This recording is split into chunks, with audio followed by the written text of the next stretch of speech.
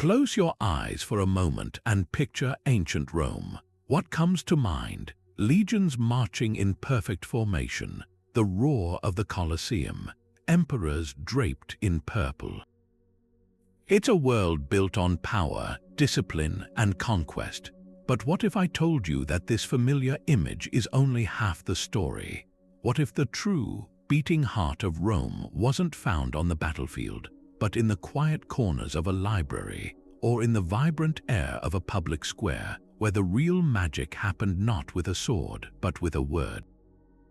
Welcome to a different Rome, a Rome where the most powerful forces were not military legions, but emotions given voice, where the empire's deepest secrets and highest aspirations were captured in the gentle, enduring art of poetry. This is the gentle history of ancient Rome's poetry, a journey into the soul of an empire often remembered only for its steel.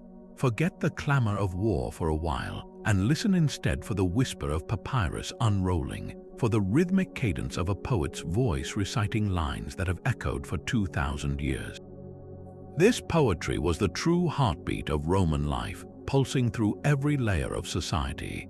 It was in the grand, sweeping epics that sought to define a nation's destiny, and in the tender, intimate love poems that confessed a lover's despair or a friend's joy.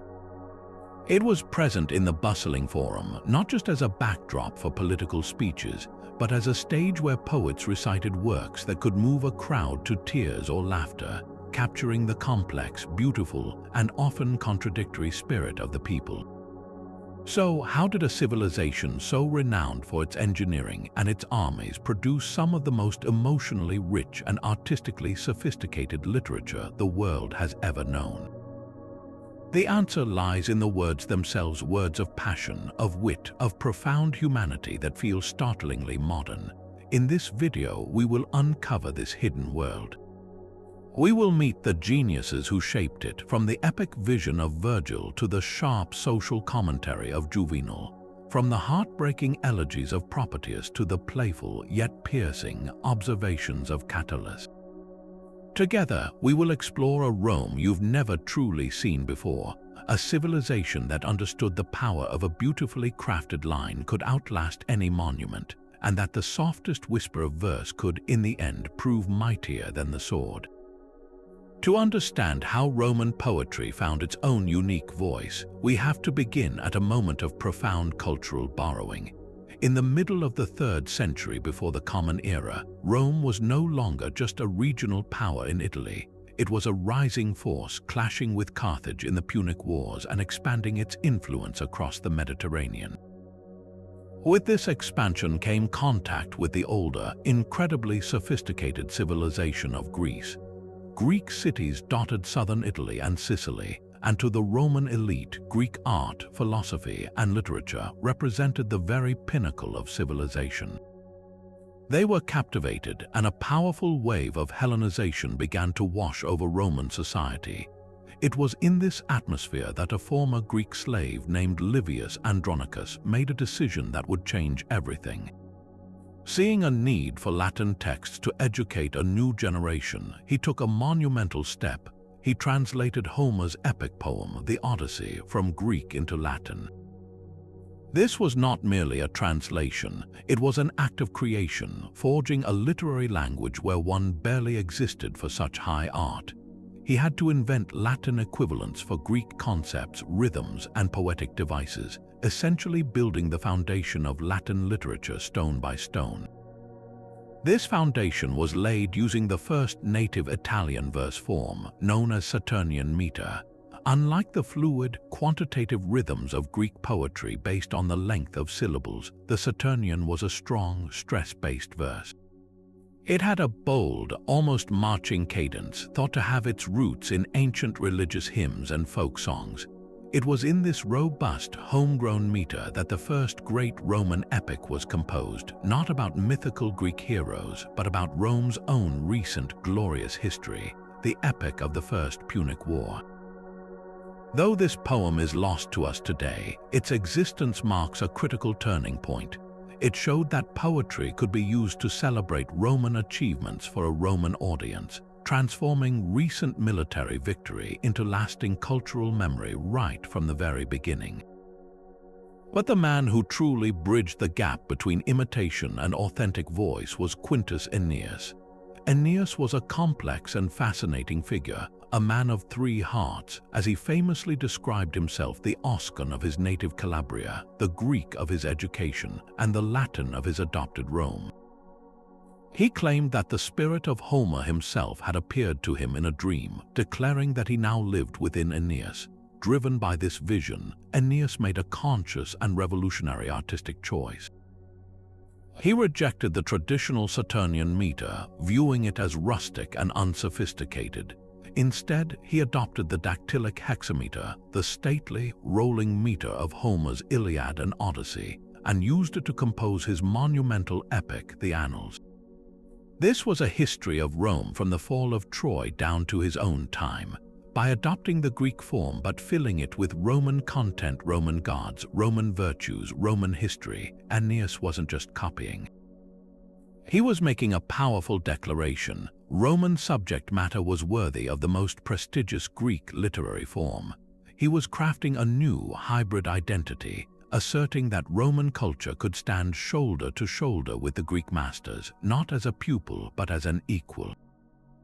In doing so, Aeneas set the stage for everything that was to come, providing the technical and spiritual tools for the poets who would follow to explore the full spectrum of the Roman experience. But this flourishing of poetic genius didn't happen in a vacuum. A poet in ancient Rome wasn't a starving artist in a garret waiting for inspiration to strike. He was a professional operating within a complex social and economic system, the lifeblood of which was patronage. Imagine a brilliant young writer like Virgil or Horace, possessing immense talent but lacking the financial means to dedicate his life to his craft. His path to immortality almost certainly led him to the door of a wealthy, powerful aristocrat. The most famous of these was Gaius Maecenas, a close friend and advisor to Emperor Augustus. Maecenas wasn't just a rich man who liked the arts, he was a cultural visionary. He gathered around him a circle of the most gifted poets of the age, providing them with something priceless: financial security. This often came in the form of a country estate, a gift of money, or powerful political connections. In return, the patron received something equally valuable: cultural prestige. To have a great poet like Virgil crafting an epic that glorified the new Augustan regime, or a Horace writing odes that celebrated the return of peace and traditional values, was a powerful tool of political and social influence. It was a symbiotic relationship. The poet gained the freedom to create, and the patron gained a legacy intertwined with timeless art. Within this system, the poet's role in society was multifaceted and deeply public. He was far more than an entertainer. He was a public intellectual, a trusted friend to statesmen, and a sharp-eyed commentator on the events of his day. His work was expected to be relevant. A poet like Horace wrote about everything from the joys of a simple country life to the moral decay of the city, from the fickleness of fortune to the very policies of Augustus himself. His poetry was a conversation with the powerful, sometimes offering praise, sometimes gentle critique, but always engaging with the central issues of Roman life. This wasn't art created in isolation. It was art woven into the very fabric of the state, a dialogue between creative genius and political power that gave Roman poetry its distinctive weight and urgency. Before a poem ever reached the wider world on a papyrus scroll, it faced its most critical audience in a highly nerve-wracking setting, the recitatio or private recitation. Picture an elegant room in Maecenas' own home. The air is thick with anticipation. The most influential figures in Roman society, senators, fellow poets, other powerful patrons, are reclining on couches.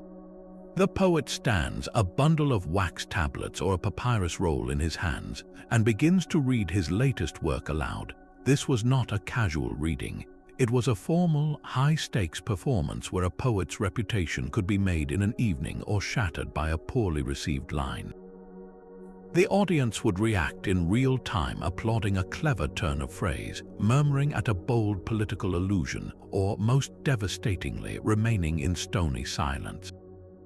This process served as a brutal but effective form of peer review. The feedback gathered from these elite listeners would often lead to revisions, refinements, and polishing before the work was considered complete. The recitatio was the crucial bridge between private creation and public fame, a testing ground where poetry proved its worth among the very people it was often about. The physical creation of this poetry also tells a story of its own. The initial drafts were often scratched onto wax tablets using a stylus, a forgiving medium where mistakes could be smoothed away with the flat end of the tool, allowing for the fluid process of composition and revision. Once a poem was finalized, it was transcribed onto papyrus. These finished works were not bulky books, but elegant scrolls or libelli, which were laboriously copied by teams of slaves. This was an expensive and time-consuming process, which meant that the audience for this literature was inherently small, a tiny, highly educated fraction of Roman society, perhaps only a few thousand people across the entire empire. They were the senators, the knights, the wealthy businessmen, and their educated wives. This intimacy shaped the poetry itself. Poets could make subtle, insider references to contemporary politics and personalities, confident that their audience would understand the allusion. They wrote for a world where everyone who mattered was, in a sense, in the same room, creating a body of work that was at once universal in its themes and intensely personal in its address. A conversation among a brilliant few that somehow managed to echo for millennia.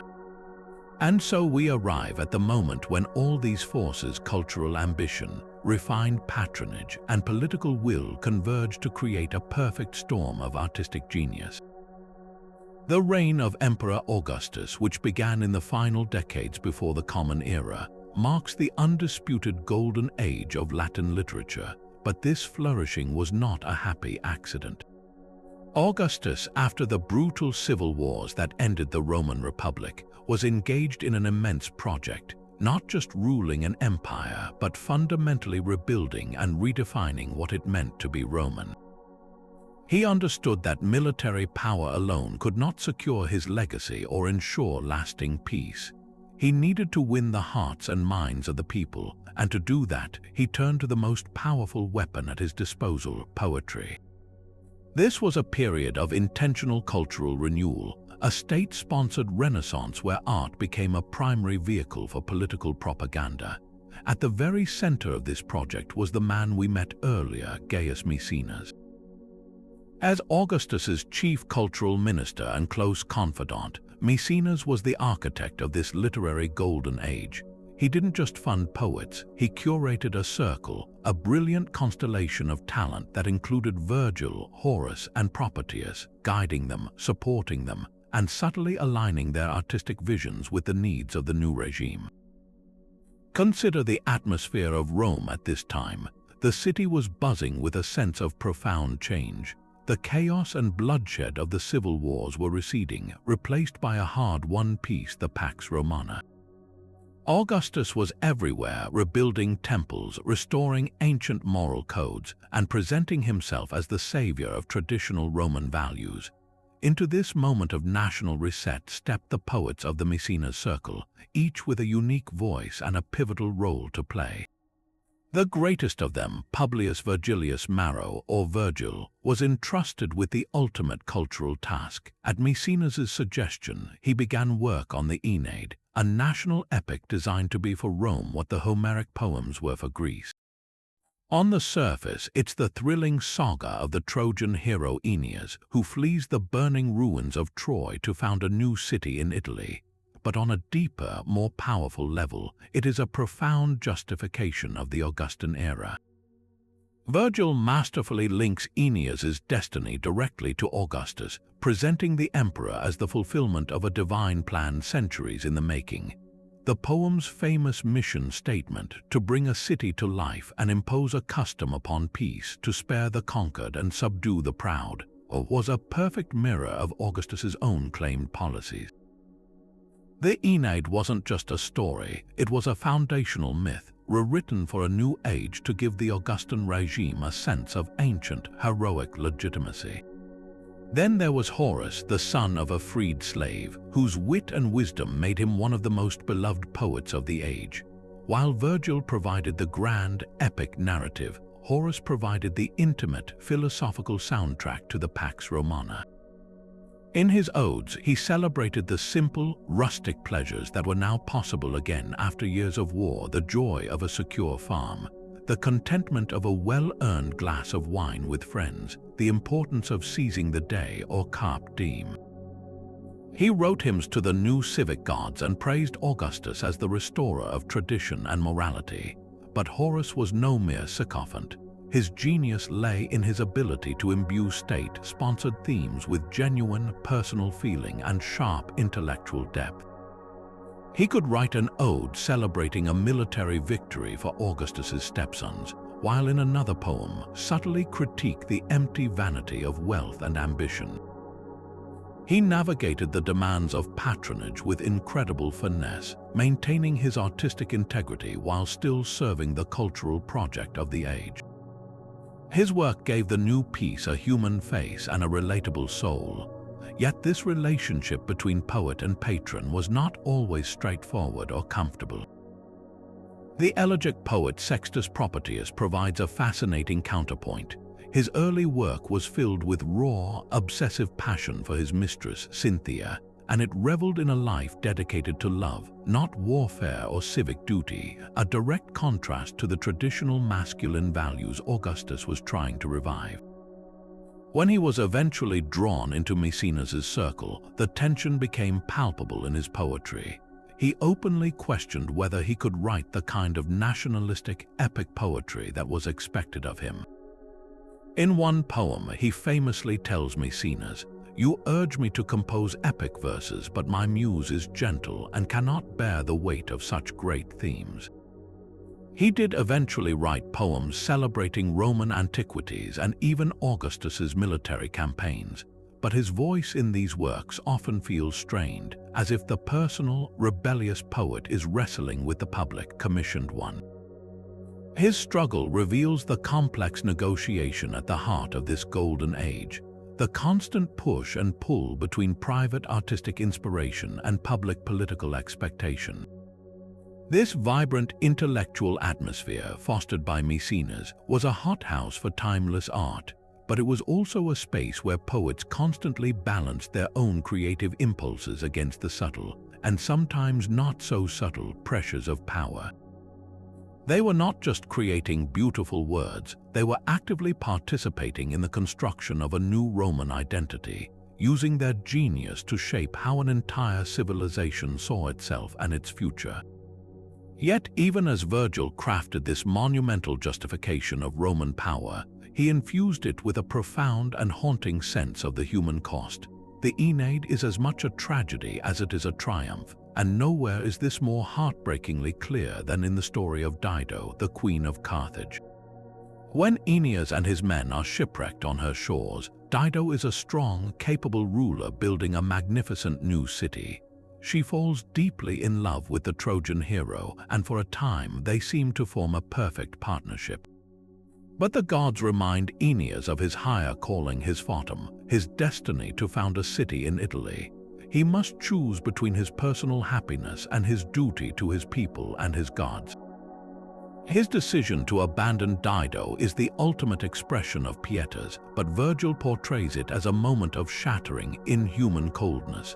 As Aeneas's ships sail away, Dido builds a funeral pyre, curses his future race to be her country's eternal enemy, a poignant foreshadowing of the Punic Wars, and takes her own life upon a sword. This is not a simple celebration of duty, it is a devastating exploration of its price. Virgil forces us to ask, is a glorious empire worth this kind of personal devastation? Can a man truly be a hero when his heroism causes such ruin? This theme of sacrifice for a future barely glimpsed reaches its emotional and philosophical peak in Book 6, when Aeneas descends into the underworld. Guided by the Cumaean Sibyl, he journeys past the ghosts of the dead to meet the spirit of his father, Anchises. This is not a voyage of terror, but one of revelation. In a vast, luminous field, Anchises shows Aeneas the parade of souls waiting to be reborn as the future great heroes of Rome. He points out figures from the early Republic, the Scipios and the Gracchi, and even the spirit of Augustus Caesar himself, who is destined to usher in a new golden age. Here, Virgil's political purpose becomes explicit, linking Augustus directly to this divine, heroic lineage. But Anchises also delivers the poem's most famous and haunting lines, a summation of the entire Roman project that sounds less like a boast and more like a heavy burden. He tells his son, "Remember, Roman, it is for you to rule the nations with your power. These will be your arts to impose the ways of peace, to spare the conquered and to subdue the proud." The power of this scene lies in its profound melancholy. Aeneas sees the glorious future, but he is also shown the fields of mourning, where he encounters the ghost of Dido, who turns from him in silent, eternal grief. He is given the strength to continue his mission, but he is also forced to witness the pain his mission has caused. It is a moment of both supreme patriotic justification and deep personal sorrow. This complex tone is the very soul of the Aeneid. It is a poem that celebrates the necessity of empire while never flinching from its tragic human consequences, a duality that has resonated with readers for 2,000 years. Given the immense care and the layered, almost sorrowful wisdom woven into the poem, one of the most compelling legends in all of literary history is that Virgil, on his deathbed in 19 BC, gave strict instructions for the Aeneid to be burned. He considered the work unfinished, reportedly wanting 3 more years to polish it to his impossible standard. The idea that this cornerstone of Western culture was almost lost to us is staggering. Fortunately, the Emperor Augustus himself countermanded the poet's dying wish, ordering that the poem be preserved and published with only minor edits. This act of intervention underscores just how much the state had invested in the epic. It was no longer just Virgil's poem but Rome's. From that moment, its influence was assured. It became the fundamental text of Roman education, the book every schoolchild studied for centuries. Its lines were quoted on monuments, its heroes invoked by emperors, and its vision of Roman destiny embedded itself into the very identity of the Western world. Dante would later choose Virgil as his guide through the Inferno, and countless poets from the Renaissance to the modern era have measured their own epic ambitions against the majestic, sorrowful standard of the Aeneid. It is the great bridge between the ancient and modern worlds, a poem that gave an empire its soul and gave us all a timeless meditation on the heavy price of destiny. While Virgil masterfully constructed a national epic to glorify Rome's imperial destiny, his true genius lies in the profound and unsettling questions he raises about that very mission. The Aeneid is a poem deeply haunted by the casualties of its own grand narrative, and no figure embodies this tragic cost more completely than Dido, Queen of Carthage. She is far more than a mere romantic distraction for Aeneas. She is a powerful and compelling leader in her own right, a woman who built a magnificent city from nothing and welcomed the shipwrecked Trojans with immense generosity. When she falls in love with Aeneas, Virgil paints their union with a tender, almost domestic intimacy that makes her subsequent abandonment utterly devastating.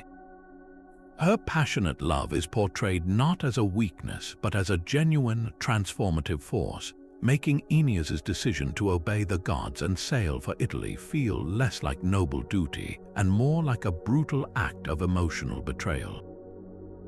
Her curse upon his descendants, forging an eternal enmity between Carthage and Rome, is a moment of shattering power, transforming a personal heartbreak into the seed of future historic wars.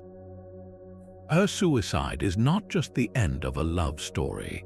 It is the destruction of a brilliant ruler and a vibrant city's promise, all sacrificed on the altar of Roman fate.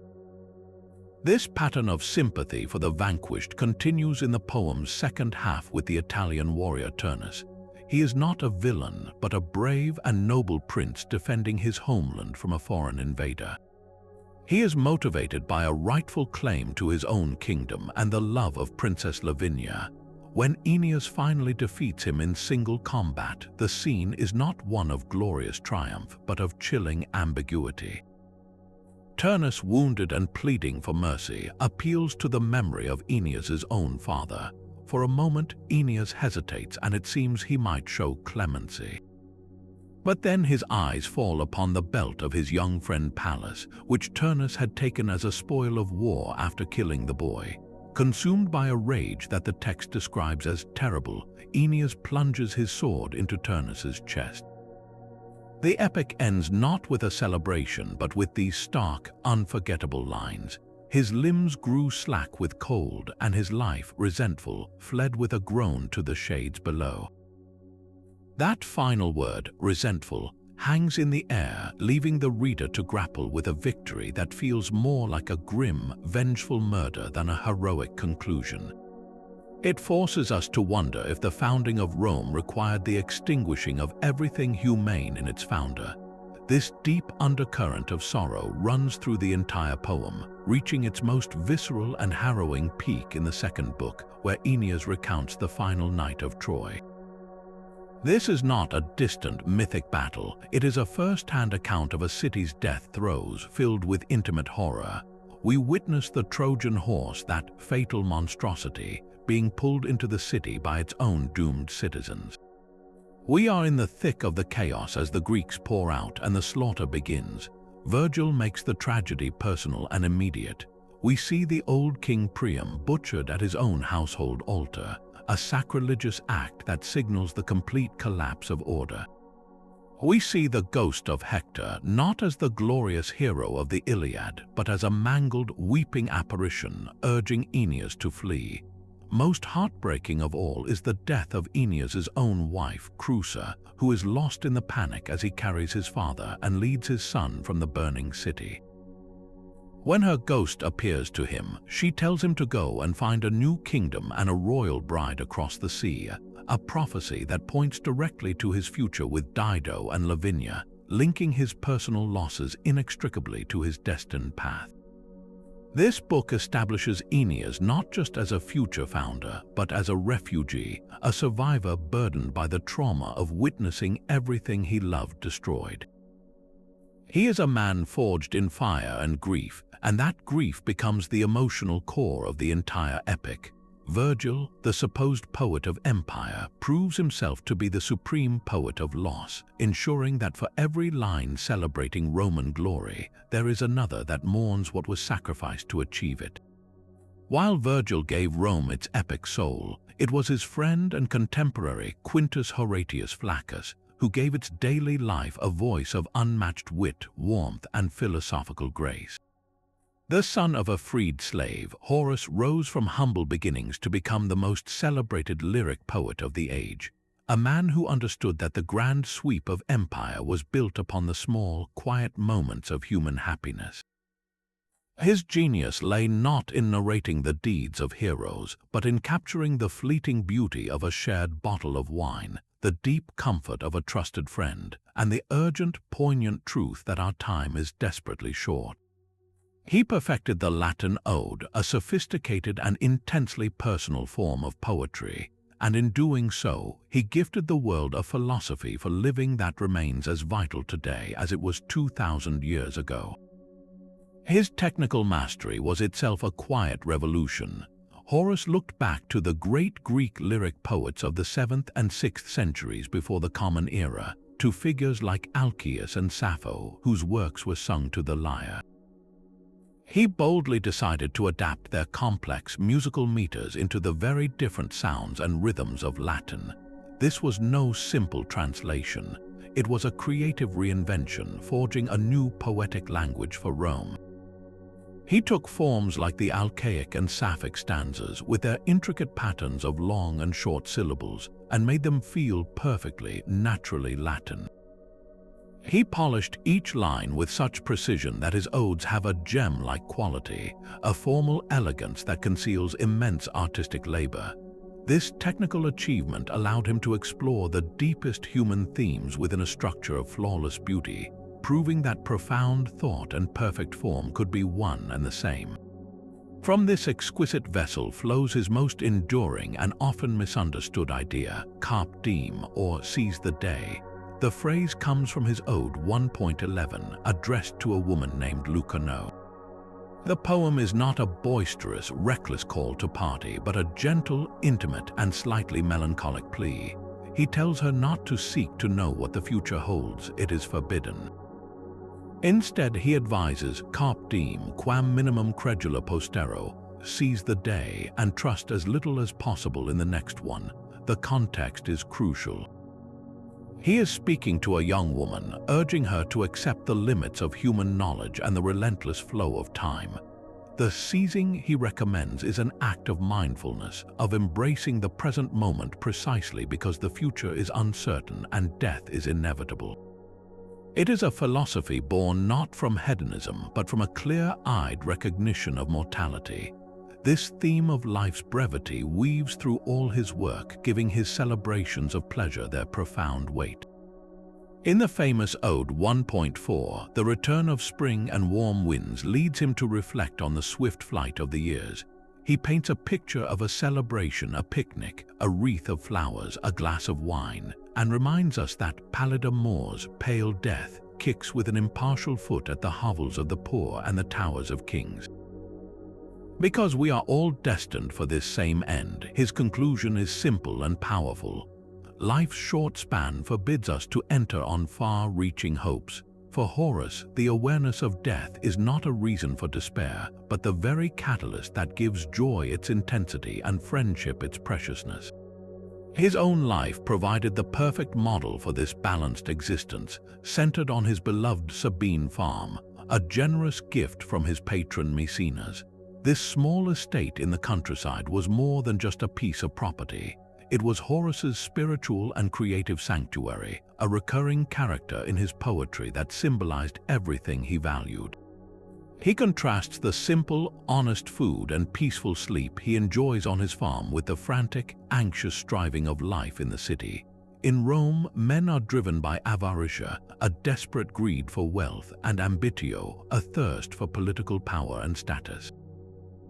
Horace saw these pursuits as a form of sickness, a never-ending race that only leads to more worry. In one of his satires, he perfectly captures this urban anxiety with the story of a wealthy man who is always rushing, always busy, yet never truly living. The farm, by contrast, represents self-sufficiency, peace of mind, and the freedom to think and write. It was here, away from the noise and pressure, that he could fully practice the carpe diem philosophy, savoring the taste of a meal from his own garden or the quiet conversation of a friend who had journeyed from the city to visit. This celebration of moderation and friendship is perhaps the most charming and relatable aspect of his work. He writes with deep affection for his circle of friends, with Maecenas at its center. His odes often read like invitations or toasts, creating a sense of intimacy that makes the reader feel as if they are reclining at the table with him. He famously defines his ideal of life with the phrase aurea media cretas, the golden mean. This is the virtuous middle path between extremes, the search for contentment rather than boundless riches or fame. He advises us to endure with a calm spirit whatever comes, and in times of prosperity, don't become excessively joyful. This wisdom is not about suppressing emotion, but about cultivating an inner resilience that neither despair nor unchecked euphoria can shatter. It is a philosophy for a long and stable life, built on the twin pillars of meaningful work and genuine human connection. In the hands of a less gifted poet, these themes could feel like simple platitudes, but Horace imbues them with such lyrical beauty, such personal warmth, and such unflinching honesty about our shared mortality that they transcend their time, offering a timeless guide to finding joy not in what we acquire, but in how we choose to live each passing day. Horace's voice, however, was not confined to the polished perfection of his lyric odes. In a different, more relaxed key, he also mastered the art of conversation in verse, creating two bodies of work that cemented his role as Rome's most approachable moral guide, his satires and his epistles. It's crucial to understand that Horatian satire is a world away from the blistering, Juvenalian indignation that would come later. There is no screaming outrage here, no lashing fury at the corruption of mankind. Instead, Horace adopts the persona of a witty, slightly amused friend, strolling through the Roman Forum and pointing out the everyday absurdities of human behavior with a gentle elbow nudge and a knowing smile. He called these pieces not satire but sermons, conversations. And that's precisely what they feel like, informal, rambling chats that expose universal follies not as monstrous sins but as laughable, all-too-human weaknesses. Picture the scene he sketches in one of his most famous satires. A man named Perseus, who is utterly miserable despite his enormous wealth, bombards the poet with complaints about his insomnia and anxiety. The problem, as Horace gently reveals, isn't a lack of money but a sickness of the soul. This man cannot enjoy what he has. He is a slave to his own possessions, always comparing himself to others and always finding himself wanting. In another piece, Horace recounts being accosted by a social climber, a man desperate for an introduction to Maecenas. The poet deftly portrays the man's fawning flattery and transparent ambition, not with anger but with a kind of pitying humor. He sees the greed, the obsession with status, and the bad taste that permeated Roman society, and he holds up a mirror, allowing his readers to recognize their own follies without feeling personally attacked. His method is not to condemn but to coax us into self-awareness, suggesting that a life of constant wanting is a life of self-imposed torment. This role as a philosophical friend deepened and matured in his later work, the Epistles. Written as verse letters to real correspondents, these pieces are less about social observation and more about the art of living itself. The tone is warmer, more reflective, as if the poet, now in his later years, is distilling a lifetime of experience into personal advice for his companions. He writes about the importance of self-knowledge, the value of true friendship over useful acquaintances, and the pursuit of a tranquil mind, or ataraxia. In his first book of epistles, he famously declares his intention to retire from writing verses and to learn the lessons of true philosophy, signaling a shift from the creation of art to the contemplation of wisdom. But of course, he does this through the very art he claims to be abandoning, crafting philosophical insights with the same elegant precision he brought to his odes. The crowning achievement of this later period, and arguably one of the most influential works of literary criticism ever written, is his Ars Poetica, or The Art of Poetry. Addressed to a father and son named Piso, this long verse letter reads like a series of seasoned, practical tips from a master craftsman to eager apprentices. It's not a dry, theoretical treatise. It's a collection of vivid, memorable maxims that have guided writers for 2 millennia. He advises them to choose a subject equal to their strength, to always strive for unity and consistency, and to begin in the middle of things, in medias res, to immediately capture the audience's attention, just as Homer does with the Odyssey. He warns against the grotesque and the unbelievable, famously picturing a poet who begins with a beautiful woman and ends by attaching the tail of a hideous fish, creating a monstrous and absurd image. His principle of decorum is central. Every element of a work of art must be appropriate to its subject and characters. A god should speak like a god, a hero like a hero, and a common man like a common man. Language, he insists, is a living thing that evolves over time, and writers must be sensitive to its changes, but his advice transcends mere technique. The Ars Poetica is as much about the character of the artist as it is about the art.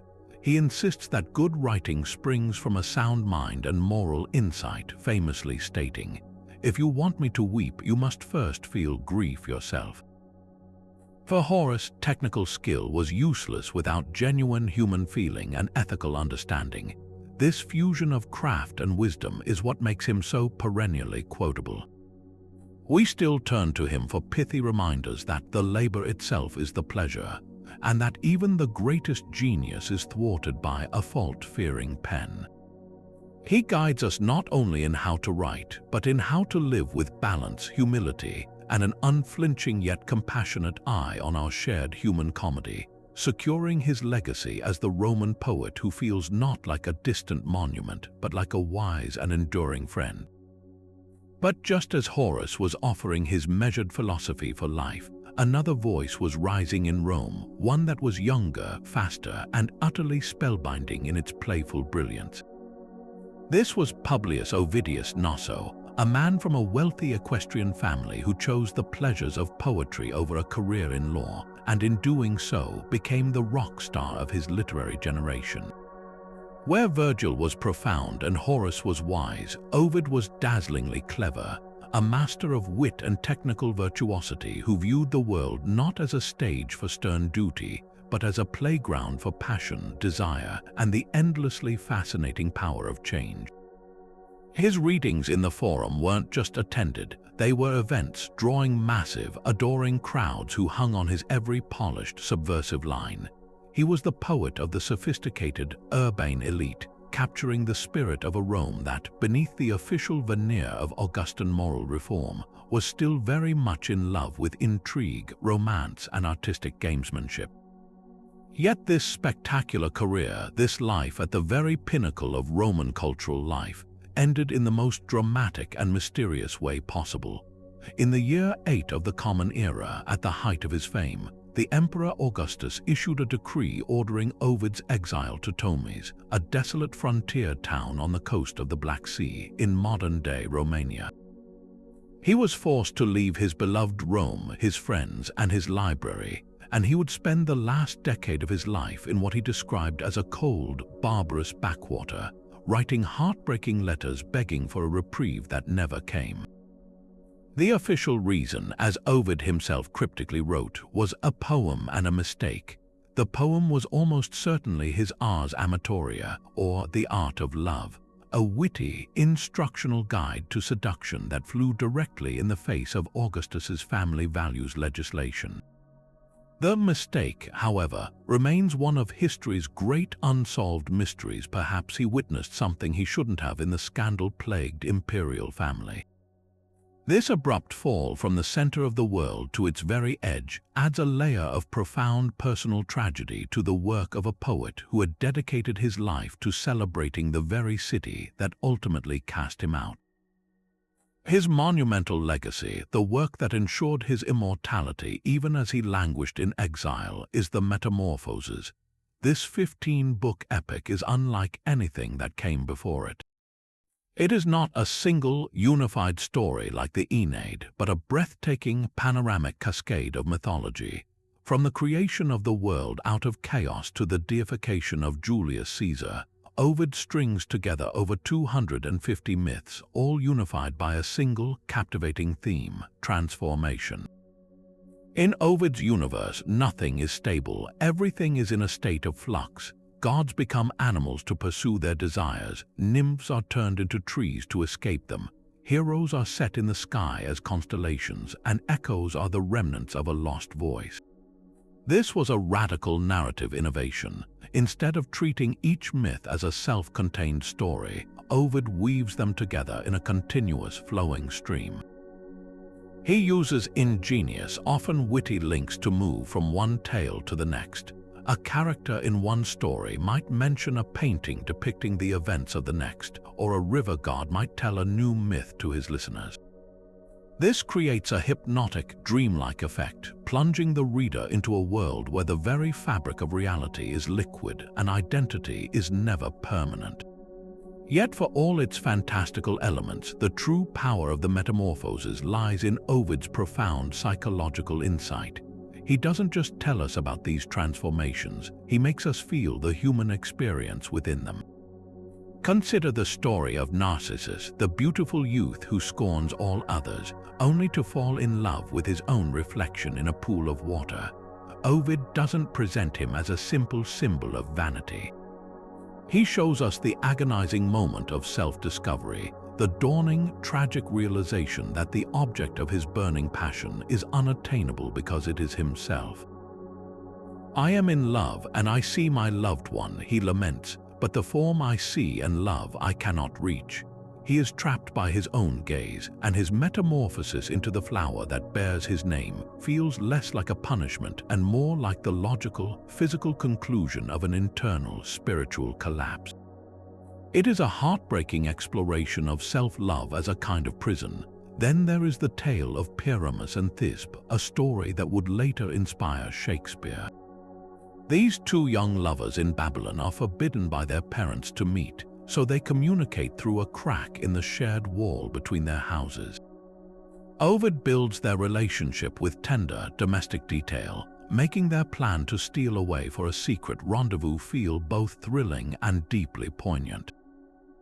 When Thisbe arrives at their meeting place, the tomb of Ninus, she is frightened away by a lioness, and in her flight she drops her cloak. Pyramus arrives later, sees the bloody cloak and the lioness's tracks, and in a fit of despair and misplaced guilt, concludes his beloved is dead and falls upon his sword. Thisbe returns, finds him dying, and chooses to join him in death. The tragedy here is not orchestrated by capricious gods, but by a cascade of simple human mischance and the intensity of youthful passion. Their blood stains the white mulberry berries a dark red, a permanent, natural memorial to their love. Ovid transforms their story from a simple fable into a timeless commentary on the destructive power of miscommunication and the absolute, desperate commitment of first love. He applies this same humanizing touch to even the most famous technological myths. The story of Daedalus and Icarus is often remembered as a simple moral about not flying too high. But Ovid fills it with the palpable anxiety of a father. He shows us Daedalus, the brilliant, exiled inventor, carefully fastening the wings he has crafted from feathers and wax onto his young son. He kisses him, his face wet with tears, his hands trembling with a parent's fear. He gives Icarus urgent, specific instructions: fly a middle course. Don't go too low where the sea spray will weigh down the wings, and don't go too high where the sun's heat will melt the wax. It is a perfect expression of the Horatian golden mean applied to the very air. But Icarus, intoxicated by the thrill of flight, ignores his father's warning and soars ever upward. Ovid's description of the fall is devastating in its simplicity. The wax melted, his arms were bare, he flailed them, but they had no purchase on the air. Daedalus, calling his son's name, sees the feathers floating on the water, and in that moment the brilliant craftsman is gone, replaced only by a grieving father.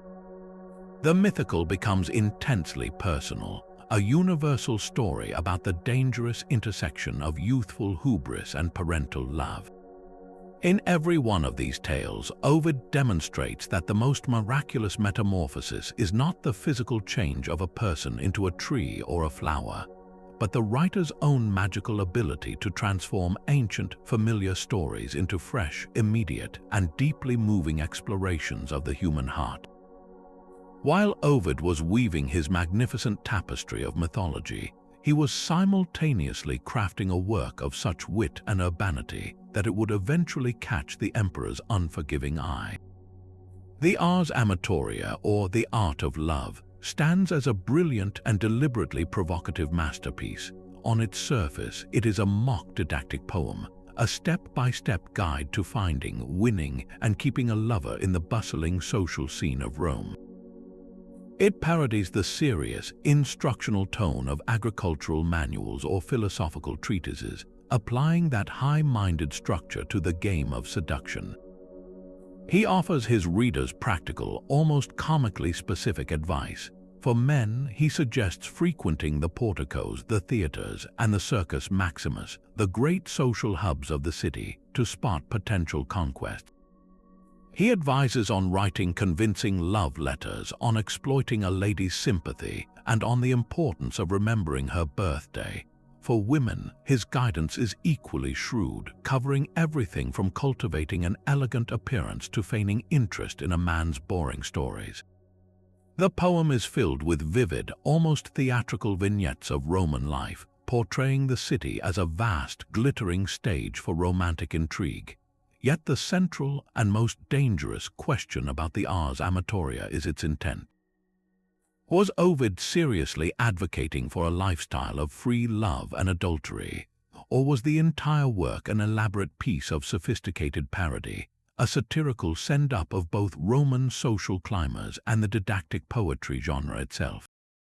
The most compelling interpretation lies somewhere in the middle. Ovid's tone is consistently one of ironic detachment and playful hyperbole. He is not a moralist but an amused observer, chronicling the rituals of his social set with a knowing wink. He treats love not as a profound, soul-shaking passion, but as a sophisticated urban pastime, a game with its own rules and strategies. This, however, did not make it any less dangerous. Emperor Augustus was in the midst of a vigorous campaign to restore what he called traditional Roman morality, passing laws that criminalized adultery and promoted marriage and child-rearing. In this climate, Ovid's playful manual for extramarital affairs was not just cheeky, it was a direct public repudiation of the emperor's entire social program. It celebrated the very behaviors Augustus was trying to stamp out, and it did so with an intelligence and popularity that made it impossible to ignore. The poem was a social bomb wrapped in the most elegant verse. The explosion came in the year 8 of the Common Era. Without warning, a decree from Augustus ordered Ovid into exile. He was banished to Tomis, a remote military outpost on the very edge of the empire, on the bleak coast of the Black Sea in what is now Romania. The official reason, as Ovid cryptically stated for the rest of his life, was a poem and a mistake. The poem was undoubtedly the ars amatoria. The mistake remains one of history's great unsolved mysteries. Perhaps he had witnessed a scandal within the imperial family, or inadvertently been privy to a political conspiracy. Whatever the cause, the effect was catastrophic. The poet of urban pleasure was torn from the city that was his lifeblood and dumped at the end of the world. The change in his voice, as heard in the collections he wrote in exile, the Tristia, or Sorrows, and the Epistulae ex Ponto, Letters from the Black Sea, is nothing short of seismic. The playful, confident master of wit is gone, replaced by a voice of raw, unending grief, self-pity, and desperation. In these late works, Ovid meticulously paints a picture of his new life, and it is a portrait of profound cultural and personal isolation. He describes Tomis as a frozen, treeless wasteland, locked in perpetual winter. The local tribes, the Geti and Sarmatians, are portrayed as savage barbarians whose language he cannot understand, who wear trousers and carry poisoned arrows. He claims he lives in constant fear of their raids, that the very soil is stained with blood. Whether this description is entirely accurate or a literary construction designed to elicit sympathy, it powerfully conveys his sense of having been cast out of civilization itself. He is a fish out of water, a man for whom conversation, literature, and the sounds of Latin were the air he breathed, now suffocating in a cultural vacuum. His greatest torment is the loss of his audience, his friends, and the vibrant intellectual life of Rome. He repeatedly laments that he has no one to hear his poems, no one to offer critique or appreciation. He is writing, he says, into a void. Much of his exile poetry consists of desperate, often abject pleas for clemency. He writes letters to anyone he thinks might have influence, to his old friends, to powerful officials, and even directly to Augustus and later to the Emperor Tiberius. He protests that his punishment is disproportionate to his crime, that he is a poet, not a political threat. He grovels, he flatters, he blames himself excessively, and he repeatedly promises to burn his own offending work if only he can be allowed to return. The proud author of the Ars Amatoria now disavows it as a youthful indiscretion, a foolish joke that was misinterpreted. This stark contrast reveals the ultimate power of the emperor and the terrifying fragility of a poet's life, even one of immense fame. Ovid's Exile is the definitive story of an artist falling from imperial favor, and his Tristia and Epistulae ex Ponto form a heartbreaking, book-long record of the personal cost. They are the lament of a man who understood transformation better than anyone, forced to live a final, cruel metamorphosis from Rome's most celebrated wit into its most mournful ghost, forever separated from the city that defined him. Yet while Ovid and Horace captured the spirit of the city, a different, more intimate revolution was unfolding in Roman poetry. Imagine turning from the grand public square with its epic tales of destiny and stepping into a dimly lit private room where the only things that matter are the whisper of a lover's name and the agonizing thrill of a single, all-consuming passion. This is the world of Roman love elegy, a genre that deliberately turned its back on the public virtues of state and army to worship at the altar of private obsession. Here, the poet is not a visionary or a philosopher, but a lover, an amator who declares himself the slave, the service of his beloved, a woman he calls his Puella, his girl. This was no simple term of endearment. It was often a pseudonym for a sophisticated, educated courtesan, a woman of artistic talent and social independence who held immense power over her poetic admirer. The entire genre operates on a brilliant inversion of traditional Roman values, where a good Roman man was expected to pursue a career in law, politics, or the military. The elegist proudly proclaims his rejection of this life. For Propertius, love is his military service, the bedroom is his battlefield, and his suffering is his glory.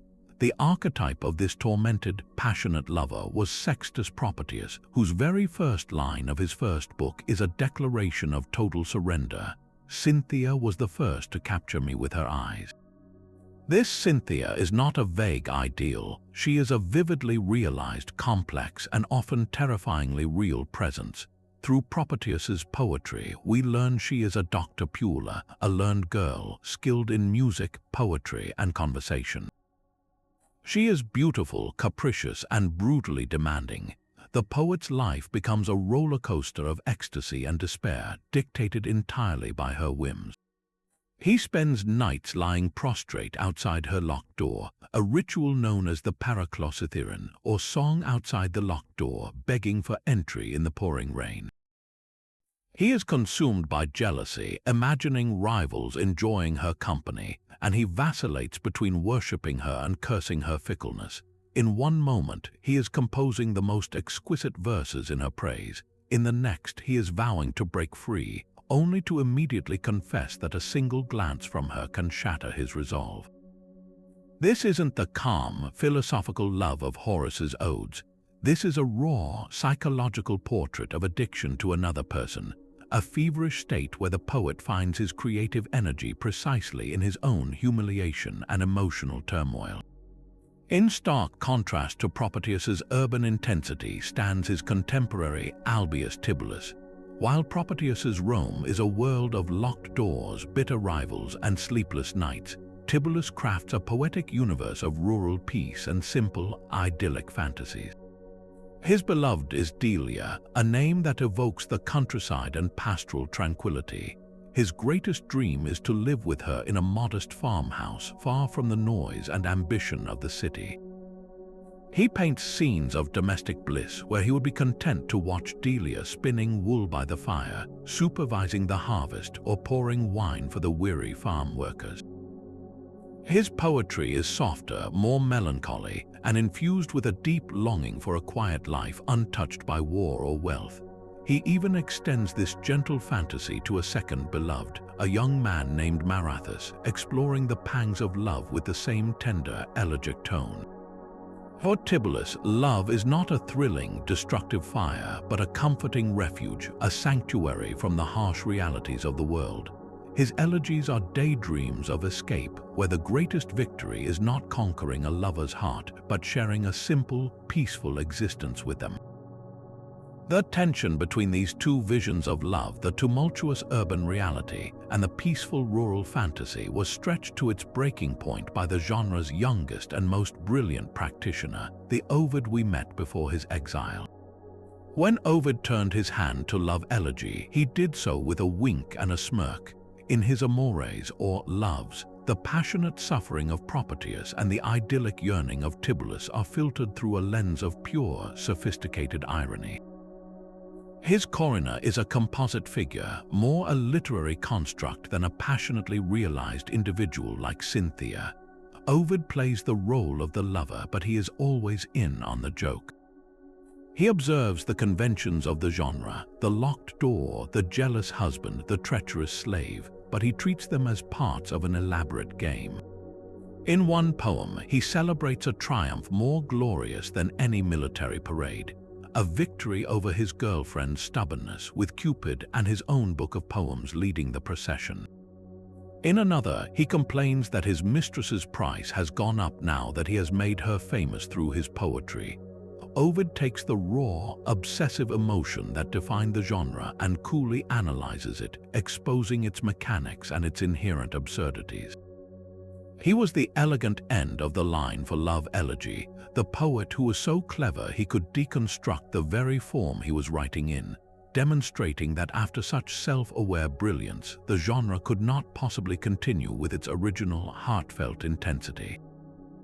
But before the polished world of Augustan poetry, before the grand national projects and the refined patronage of Maecenas, there was a raw, unfiltered voice that tore through the literary scene like a bolt of lightning. To find him, we have to step back a generation into the chaotic final decades of the Roman Republic. This was a world tearing itself apart, a time of street violence between political gangs, proscriptions that saw citizens murdered and their property seized, and a ruling class drowning in both immense wealth and profound moral cynicism. It was into this pressure cooker of an era that a young man from Verona, Gaius Valerius Catullus, arrived in Rome.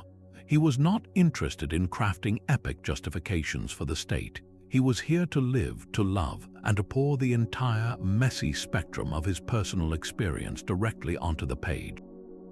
He became the poet of the immediate, the intense, and the shockingly intimate, a voice so modern in its psychological nakedness that he feels like he could be writing yesterday. At the very center of his poetic universe was a woman he called Lesbia. This wasn't her real name, it was a literary pseudonym, a tribute to the Greek poet Sappho of Lesbos, whose work Catullus admired and translated. But behind the classical illusion was a very real, very powerful Roman woman, widely believed by scholars to be Claudia Metelli. Picture her, a member of the ultra-elite Claudian family, married to a consul, brilliant, sophisticated, and by all accounts notoriously liberated. She was the kind of woman who captivated and terrified Roman society in equal measure. For the young provincial poet Catullus, she was a goddess and a tempest. His poems to her trace the entire, devastating arc of a passionate affair, from the first giddy heights of infatuation to the darkest depths of betrayal and corrosive hatred. In his early poems, she is everything. He lives only for her glance, for the sound of her laughter. In one of his most famous and tender poems, he writes not about her, but about her sparrow, a beloved pet. He imagines the bird playing in her lap, pecking at her fingertips, and he confesses a strange, playful jealousy for this little creature that has access to her presence whenever it wants. It's a small, domestic moment, but in it, Catullus captures the overwhelming, all-consuming nature of new love, where even the most trivial object connected to the beloved becomes charged with immense emotional power. This ecstatic joy, however, was not built to last. The affair, conducted in the shadow of Claudia's powerful husband and the prying eyes of Roman society, was fraught with tension and ultimately infidelity. The poems begin to curdle. The tender lover transforms into a man possessed by a frantic, agonizing jealousy. He describes himself caught in a spiral of obsession, unable to sleep, unable to eat, pacing the city all night long, tormented by images of his rivals with Lesbia. The woman he once idealized now becomes a monster of deception. He hurls insults at her, calling her a whore, accusing her of taking hundreds of lovers in alleyways. The language becomes brutal, obscene, and shockingly personal. This is not the elegant, sorrowful parting of Dido and Aeneas. This is the raw, ugly scream of a heart being ripped apart in real time. He knows he should end it. He knows she is destroying him, but he confesses he cannot find the strength. He is trapped, and his poetry becomes the record of his own emotional evisceration. This unbearable tension between adoration and loathing finds its most perfect and immortal expression in just two Latin words, odi et amo, I hate and I love. This is the entirety of his poem 85, a tiny, explosive masterpiece that captures the very essence of emotional contradiction. The full poem reads, I hate and I love. Why I do this, perhaps you ask, I do not know, but I feel it happening and I am crucified.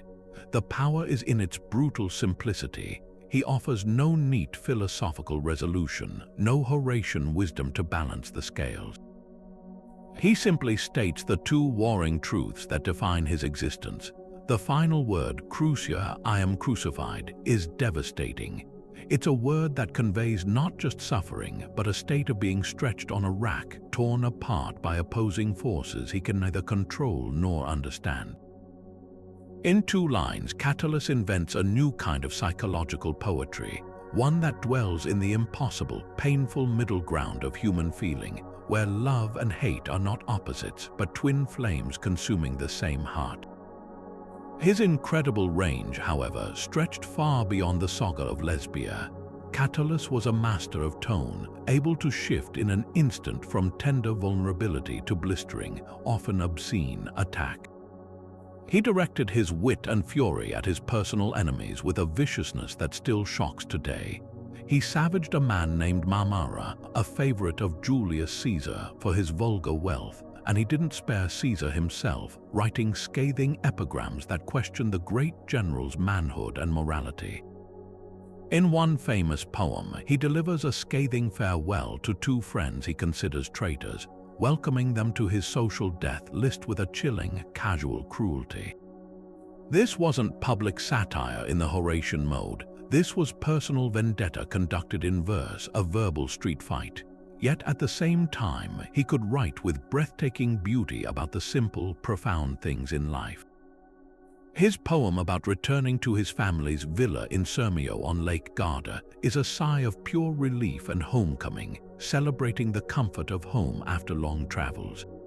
And most famously, his poem about the death of his brother is one of the most moving expressions of grief in all of literature. He recounts traveling to the distant Troad to perform the funeral rites at the grave, offering the traditional gifts into the mute ash, and ending with the eternal, heartbreaking farewell. Hail and farewell, my brother. In these poems, we see the full man, not just the passionate lover, but the loyal friend, the devoted son, the grieving sibling.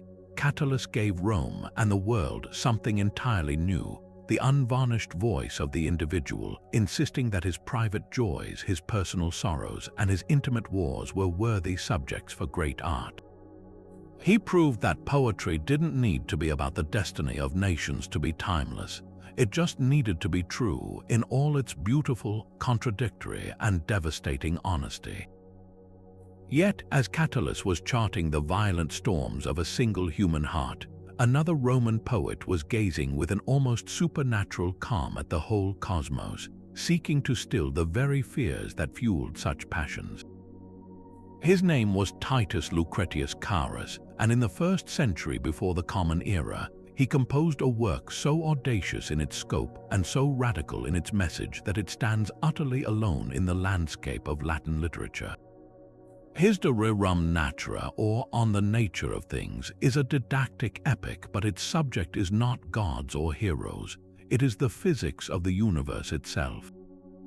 Lucretius set out to do nothing less than liberate the human mind from what he saw as its 2 greatest prisons, the terror of divine wrath and the dread of death. And he chose to do this not in dry, philosophical prose, but in some of the most majestic, powerful, and terrifyingly beautiful hexameter verse ever written. Imagine a scientist who is also a prophet, a philosopher who is also a poet, using the language of myth to systematically dismantle the foundations of myth itself in order to offer humanity a path to true peace. His mission was to popularize the philosophy of Epicurus, a Greek thinker who taught that the ultimate goal of life was ataraxia, a state of untroubled tranquility. For Lucretius, the chief obstacles to this peace were superstition and the fear of what happens after we die. He begins his epic with a stunningly subversive move, invoking not a muse in the traditional sense, but the power of Venus, the life-giving force of nature, to be his ally. He asks her to charm Mars, the god of war, into a state of peace, creating a powerful allegory for the civil wars that were tearing Rome apart at the time. But this is no conventional prayer. Lucretius is setting the stage for his central argument. The gods are not capricious beings who meddle in human affairs, answering prayers and demanding sacrifices. Instead, he presents them as perfect, eternal beings living in a state of blissful detachment in the empty spaces between worlds, utterly unconcerned with the struggles of humanity. To think they would trouble our tiny lives, he argues, is not piety, but a profound failure of imagination, a childish arrogance that is the very root of our anxiety. To shatter this superstition, Lucretius presents a breathtakingly complete vision of a materialist universe. His foundational principle is that nothing can ever come from nothing. Everything we see, from the tallest mountain to the most fleeting thought, is composed of just two things, atoms and void. These atoms, which he calls primordia, or first beginnings, are eternal, indestructible, and infinite in number. They are constantly in motion, swirling through the infinite void, colliding, clumping together, and flying apart in an endless dance of creation and destruction. To explain this unseen reality, he crafts some of the most memorable poetic images in all of literature. He asks us to consider a sunbeam streaming into a dark room. Look closely, and you will see myriads of dust motes dancing in the light, moving in sudden, unpredictable jolts and paths.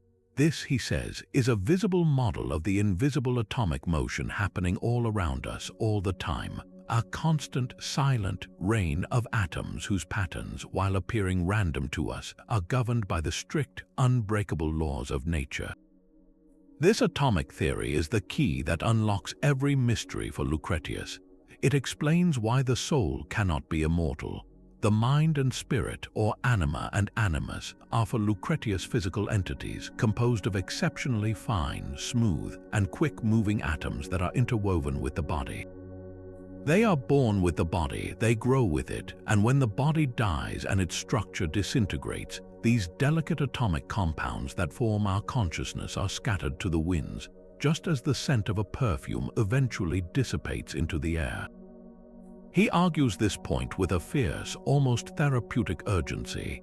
Death is nothing to us, he insists, because when we are, death is not, and when death is, we are not. The fear of punishment in the afterlife is a cruel fiction. There is no Tartarus, no Sisyphus rolling his stone for eternity.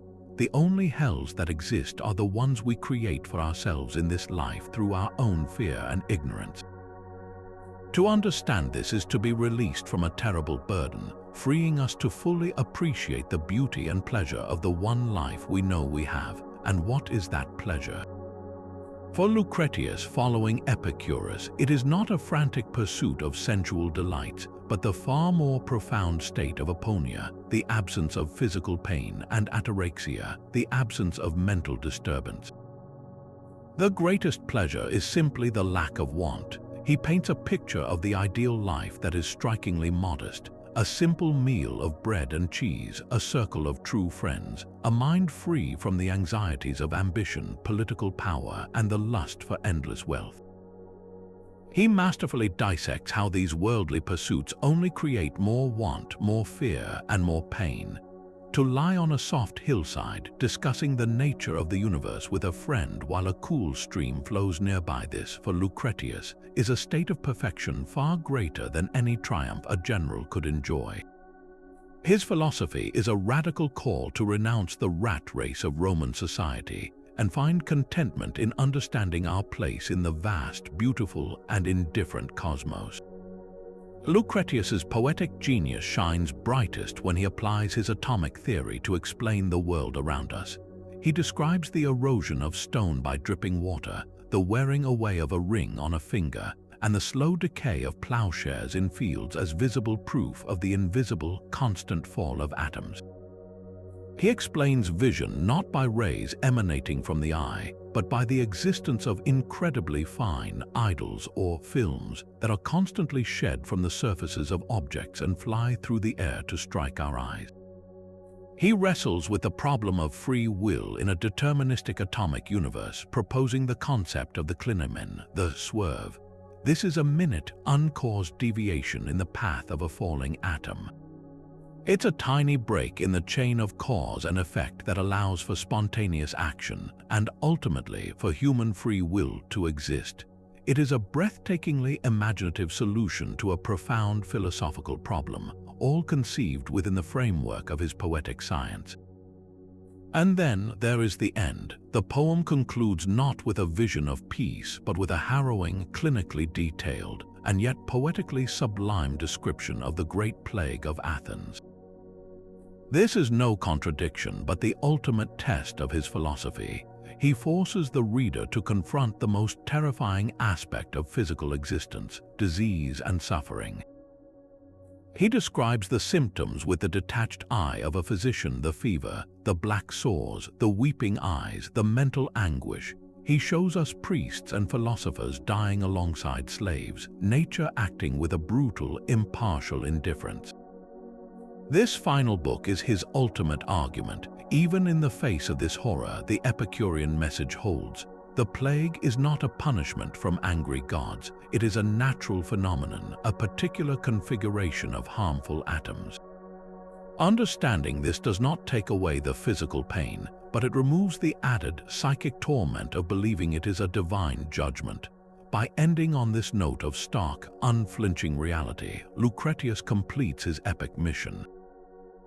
He has guided us through the entire nature of things, from the dance of atoms to the silence of death, offering us the one weapon that can grant us peace in a world of both beauty and terror, the power of a mind that is not afraid. Yet the golden clarity of the Augustan age could not last forever. As the brilliant afternoon of Virgil and Horace faded, the long shadow of the imperial palace began to fall across the page, ushering in what later scholars would call the Silver Age of Latin literature. The political atmosphere had shifted dramatically. The delicate balance of patronage and persuasion, where a poet like Horace could offer gentle critique, gave way to a world dominated by the unpredictable and often terrifying whims of a single man. The artistic response to this pressure was a turn away from serene order toward something darker, more rhetorical, and psychologically intense. This new sensibility found its most powerful voice not just in poetry, but in the philosophical prose and violent tragedies of a man who lived at the very heart of this new imperial court, Lucius Annaeus Seneca, known as Seneca the Younger.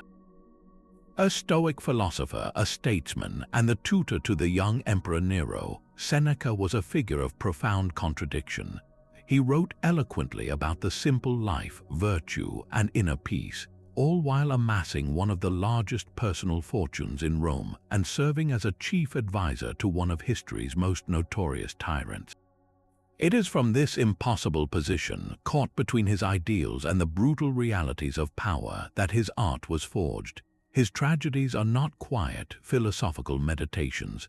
They are explosions of extreme passion, rhetorical fireworks set against backdrops of almost unimaginable cruelty.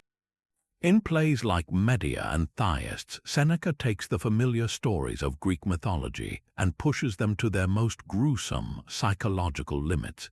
His Medea is not just a woman scorned, she is a force of pure, articulate vengeance. Before she murders her own children, she delivers a chilling speech that is both a confession and a boast, declaring, "Medea remains," asserting her identity through the very act of atrocity. In Theists, the horror reaches a zenith when the titular character is tricked by his brother into feasting on the flesh of his own murdered sons. Seneca doesn't shy away from the physicality of the horror. He forces the audience to confront the details, the blood, and the grotesque violation. But this isn't gratuitous violence for its own sake. These plays are searing metaphors for the world Seneca inhabited. They reflect the claustrophobia, the paranoia, and the terrifying spectacle of absolute power, where a single word from the emperor could unleash destruction as final as any mythological curse. The powerful, hyper-articulate rhetoric of his characters, who debate their own madness with logical precision, mirrors the experience of an intellectual class that had to use all its verbal skill to navigate a court where life and death hung on a caprice. This dark, chaotic vision of a world stripped of divine justice finds its ultimate poetic expression in the work of Seneca's own nephew, Marcus Annius Lucanus, or Lucan. A prodigy whose talent and ambition briefly made him a favorite at Nero's court, Lucan's relationship with the emperor soured into a deadly rivalry. Forbidden from publishing his poetry, he joined a conspiracy to assassinate Nero and was forced to commit suicide at the shockingly young age of 25. His life was cut brutally short, but he left behind one of the most singular and unsettling epics in Western literature, the Pharsalia, also known as De Bello Civili, on the Civil War.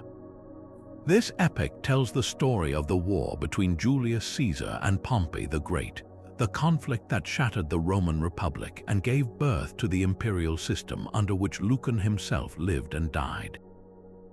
From its very first line, the Pharsalia announces itself as a radical departure from everything that came before. There are no guiding gods, no benevolent fate, and no divine plan for a glorious Roman future. Instead, Lucan presents a universe that is bleak, mechanistic, and fundamentally hostile, where the only forces driving history are blind fortune and the selfish, destructive ambitions of men. In this godless world, the very concept of a hero is dismantled. Lucan's epic has no Aeneas, no righteous founder destined for greatness. His central figures are profoundly flawed.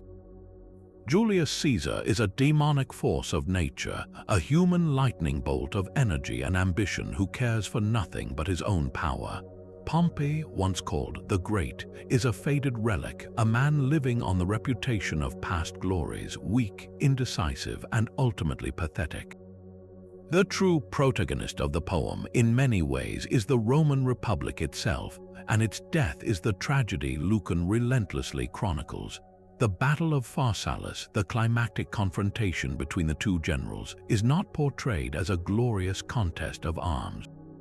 It is a fratricidal catastrophe, a moment when the world's blood was shed to fill the thirsty grave of one man, as Roman soldiers directed their weapons not against a foreign enemy, but against their own fathers, brothers, and cousins. Lucan's vision is unremittingly grim. He suggests that with the death of the Republic, true liberty died, and the Roman people were condemned to an endless future of servitude under emperors. This creates a staggering contrast with the Virgilian model, where Virgil's Aeneid offers a profound, if melancholy, justification for empire as a painful but necessary destiny. Lucan's Pharsalia presents empire as an unmitigated crime against nature and humanity. One of the most famous episodes in the poem involves a soldier named Scaeva, whose incredible feats of bravery in battle would, in any other epic, be celebrated as the height of heroism. But in Lucan's telling, Scaeva's valor is utterly perverted because it is in service of the wrong cause, the cause of Caesar and tyranny. His courage is not virtuous, it is a kind of madness, a waste of great spirit for an evil end. Later, the epic takes an even more bizarre and brilliant turn when Cotto the Younger, the staunch Republican, leads his troops on a grueling march through the deserts of Libya. This is not an action sequence but a philosophical trial. Cato endures the scorching heat, the venomous snakes, and the thirst not to win a battle, but to demonstrate his stoic virtue, to prove that a free man can choose his principles even in a world that has lost all meaning. In Lucan's hands, the epic form which Virgil used to build up the idea of Rome is weaponized to tear it down, exposing the civil war not as a founding moment but as an original sin from which the empire could never recover. The poetry of the Silver Age, born in the shadow of a tyrant, became a medium not for celebration but for dissent, a desperate, rhetorical cry against the crushing weight of a world where the gods had fallen silent and only the voice of the emperor remained.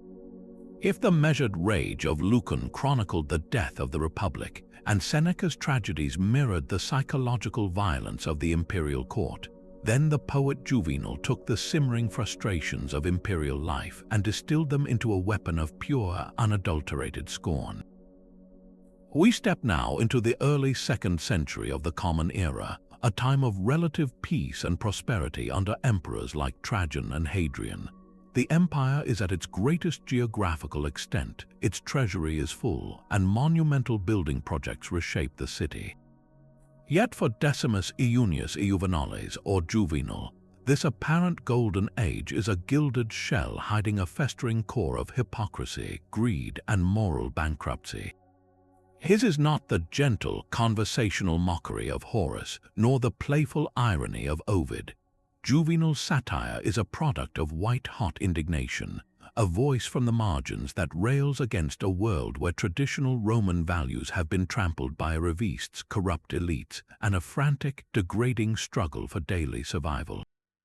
He announces this furious manifesto in the very first lines of his first satire. Picture him, perhaps in a cramped apartment, listening to the endless, meaningless recitations of bad poets and tired mythological epics. He has endured it all, he says, but now he can no longer hold back. Is it to be always listening and never replying, he demands, and then comes the line that has become the battle cry for satirists ever since. It is difficult not to write satire. For Juvenal, the world has become so absurd, so offensive to any person of sense, that satire is no longer a choice. It is an involuntary reflex, a moral and artistic necessity. The city is a freak show of vices so blatant they practically beg for ridicule. Why should he waste his time on the old tales of Hercules or the fall of Icarus? He asks when he sees a man who has grown rich by murdering his relatives, or a former Egyptian slave who now struts through the Roman streets with more power than the ancient aristocracy. The raw material for his poetry is walking alive through the streets of Rome, more outrageous than any fiction. To understand the visceral power of his work, one need look no further than his third satire, a monumental rant put into the mouth of his friend Umbricius, who is abandoning Rome in disgust for a quiet life in a rural Italian town. This poem is a symphony of urban misery, a catalogue of every conceivable horror and inconvenience of city living that remains startlingly relatable even today. Umbricius describes the constant, lethal traffic where wagons thunder through the narrow streets all night, making sleep impossible. He paints a picture of staggering poverty and danger. A poor man's apartment is a death trap of crumbling plaster, while the wealthy glide by in luxurious litters, oblivious. The most famous danger, he claims, is simply walking home at night. You are just as likely to be killed by a slop pot emptied from an upper window as you are by a common thief. And then there is the social humiliation. The client-patron system, once the bedrock of Roman society, has become a hollow, degrading farce. Umbricius describes rising before dawn to shiver in the crowded anterooms of a wealthy patron, only to receive a pathetic, symbolic basket of food, a pittance, while a wealthy foreigner or a corrupt informer is welcomed with a warm embrace and a fat purse of gold. In Juvenal's Rome, virtue and talent count for nothing. Only money and flattery open doors. This bitter observation leads him to one of his most famous and enduring condemnations, his scathing portrayal of the new woman. It is crucial to understand that Juvenal is not simply a misogynist.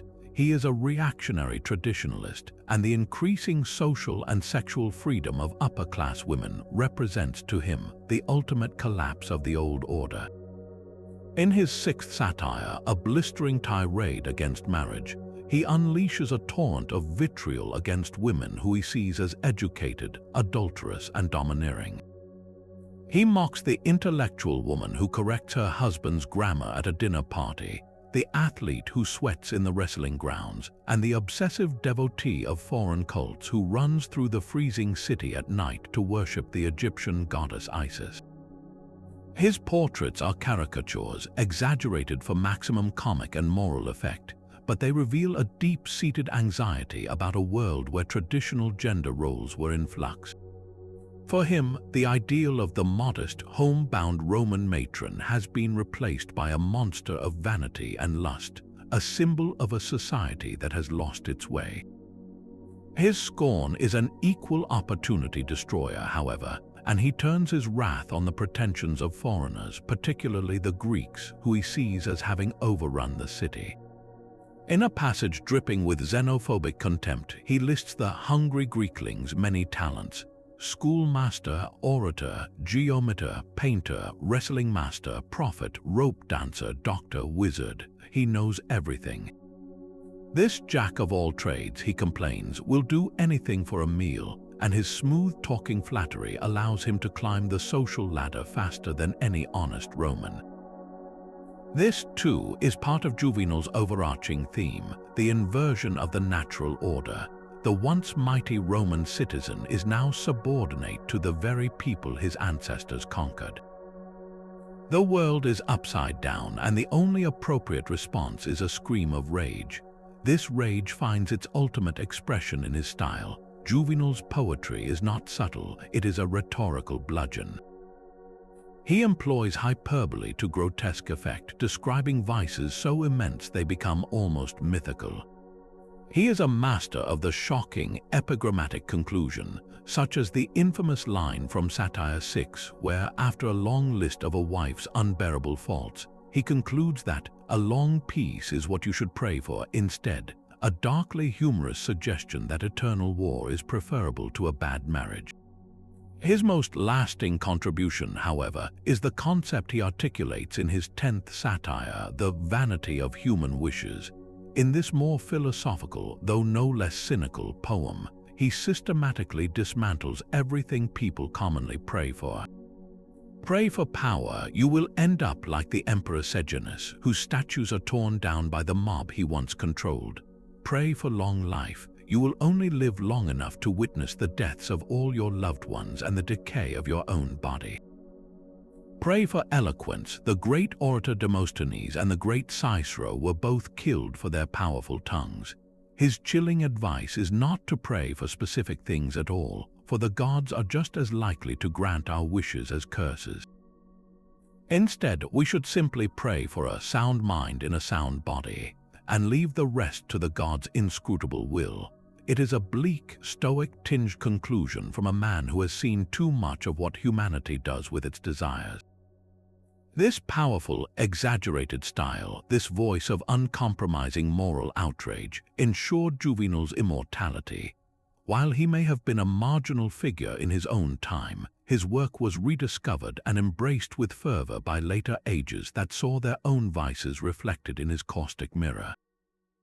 The English satirists of the 18th century, poets like John Dryden and Samuel Johnson, who translated and imitated him, found in Juvenal the perfect model for attacking the corruption and follies of their own society.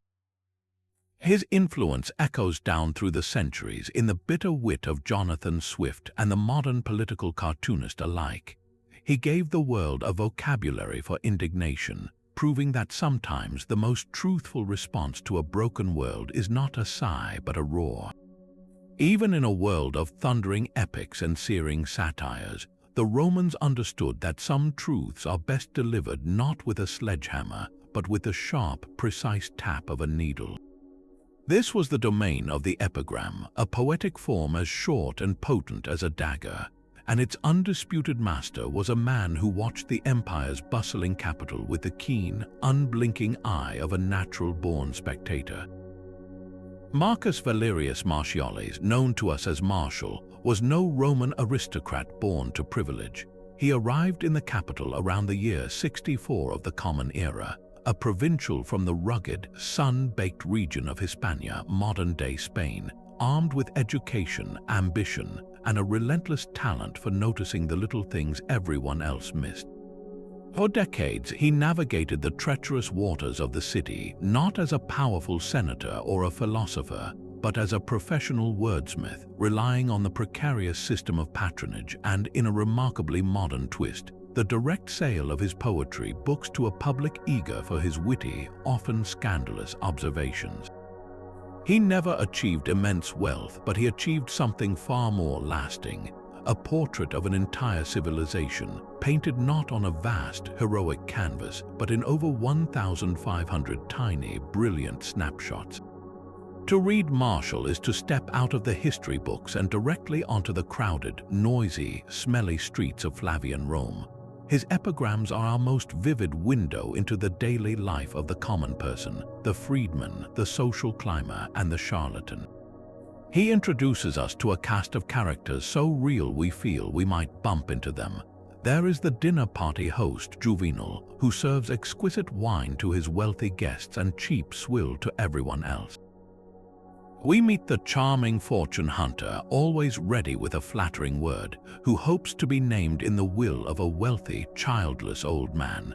We witness the medical quack, the plagiarizing poet, the legacy hunter trailing a rich widow through the forum, and the city slicker who pretends to own a vast country estate he has only ever visited once. Martial doesn't just list these types, he brings them to life in a handful of lines, capturing a single, revealing moment that exposes their entire character.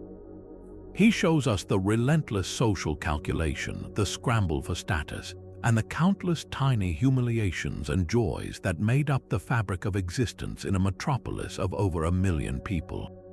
The technical heart of his genius was the structure of the epigram itself, a form he perfected. Typically just 2 to 8 lines long, the epigram sets up a seemingly straightforward scene or description, building a sense of expectation in the reader. Then, in the final line, or even the final word, comes the acumen, the sharp point, the stinger, the punchline that twists the meaning completely. This is where Martial's wit, honed to a razor's edge, does its work. Consider a poem about a man named Celius who is always rushing around, looking desperately worried. The poem builds a picture of a man burdened by serious affairs of state or a family crisis. The final line delivers the acumen. He is frantic because he hasn't been invited to dinner anywhere. The entire poem pivots on that last moment, transforming a figure of potential tragedy into one of absurd comedy. His tone could range from warm and affectionate to brutally contemptuous, always calibrated to his target. For his true friends, he writes poems of genuine warmth, celebrating their loyalty, their companionship, and the simple pleasure of a shared life far from the city's madness. He immortalizes his publisher, his neighbor, and the patrons who supported him without condescension. But for the hypocrites, the misers, and the malicious, his pen drips with a venom that could strip paint. He eviscerates a woman named Galla, who marries and buries husband after husband with chilling efficiency. He attacks the legacy hunters who crowd around a sick, their disappointment palpable when the patient unexpectedly recovers. One of his most famous epigrams is directed at a certain Lupercus, who constantly asks Martial to send his books over for him to read. The poet's solution is as simple as it is devastating. He tells Lupercus that he doesn't need to lend out his books. He can buy a copy for himself at a shop in the city. It is a perfect snapshot of the professional writer's struggle, a complaint about people who want the art but are unwilling to support the artist, a sentiment that resonates across 2 millennia. Martial's relationship with the powerful, including the Emperor Domitian, was complex and carefully managed. He penned numerous flattering epigrams for the emperor, a necessary practice for a man dependent on patronage and imperial favor. Yet, even within these commissioned pieces, his cleverness often shines through. More importantly, once Domitian was assassinated and it became safe to do so, Martial was quick to revise his published work, removing many of the most sycophantic verses. This act reveals the pragmatic survivor beneath the witty observer, a man who understood the rules of the game and played them to secure his own fragile place in the world. He was the ultimate insider-outsider, close enough to the action to report it accurately, but never so invested in the power structure that he lost his clear-sighted, often mocking perspective. Through his eyes, we don't see the grand narrative of empire, but the human comedy playing out on its stage, the universal dramas of vanity, greed, and the search for a decent meal and a loyal friend, proving that the most enduring history is often written not in the annals of conquest, but in the mischievous glint of a well-turned phrase. So we've heard the words, felt the passions, and understood the grand ideas, but to truly get inside the head of a Roman poet, we have to do something that might feel a little strange at first. We have to forget the way we naturally speak English. Our poetry and our everyday speech are built on stress, on the emphasis we place on certain syllables. Think of the word poetry itself. We say poetry with a strong beat on that first syllable. But for a Roman, the music of language wasn't about which syllable you punched. It was about how long you held each sound. This is the world of quantitative meter, a rhythmic system based entirely on the patterned arrangement of long and short syllables, where length was a fixed, measurable quality. A long syllable marked with a dash took about twice as long to pronounce as a short one, marked with a curve. This wasn't just a technical rule, it was the very pulse of the poetry, the hidden architecture that gave it its emotional power and its unforgettable cadence. Imagine the difference between a simple, steady drumbeat and a complex, flowing melody. Stress-based rhythm is the drumbeat, quantitative meter is the melody. The most prestigious of these melodic patterns was the dactylic hexameter, the grand, rolling rhythm that carried the weight of epic. This was the meter of Homer's Greek, and following in his footsteps, the meter Virgil chose for the Aeneid. A line of dactylic hexameter consists of 6 metrical feet. Most of these feet are dactyls, which sound like this: long, short, short, a rhythm you can vocalize as da-dum-dum. A good, solid English word that mimics this is beautifully. You hold the bow a bit longer, then quickly say tie-full-lie. Now, to prevent the rhythm from becoming too sing-songy, poets could substitute a dactyl with a spondee, 2 long syllables in a row, da-da, which creates a slower, heavier, more solemn effect. The final foot of the line is almost always 2 syllables, giving the verse a firm, conclusive ending. So, the sound of Roman epic is this majestic, flexible flow. Da-dum-dum, da-dum-dum, da-da, da-dum-dum, da-da, da-dum. Try tapping it out. That stately, purposeful cadence was the sound of national destiny, the rhythmic heartbeat of the Roman state itself, designed to be recited aloud in public halls to captivate and inspire a listening audience. For more personal, lyrical expressions, the poets turned to a completely different soundscape. One of the most beautiful and challenging was the Sapphic stanza, named for the Greek poet Sappho and brilliantly adapted into Latin by both Catullus and Horace. This isn't a single, continuous line like the hexameter, but a 4-line block with a very specific and intricate pattern. The first 3 lines are longer, each with a precise sequence of long and short syllables, culminating in a distinctive cadence that feels both elegant and yearning.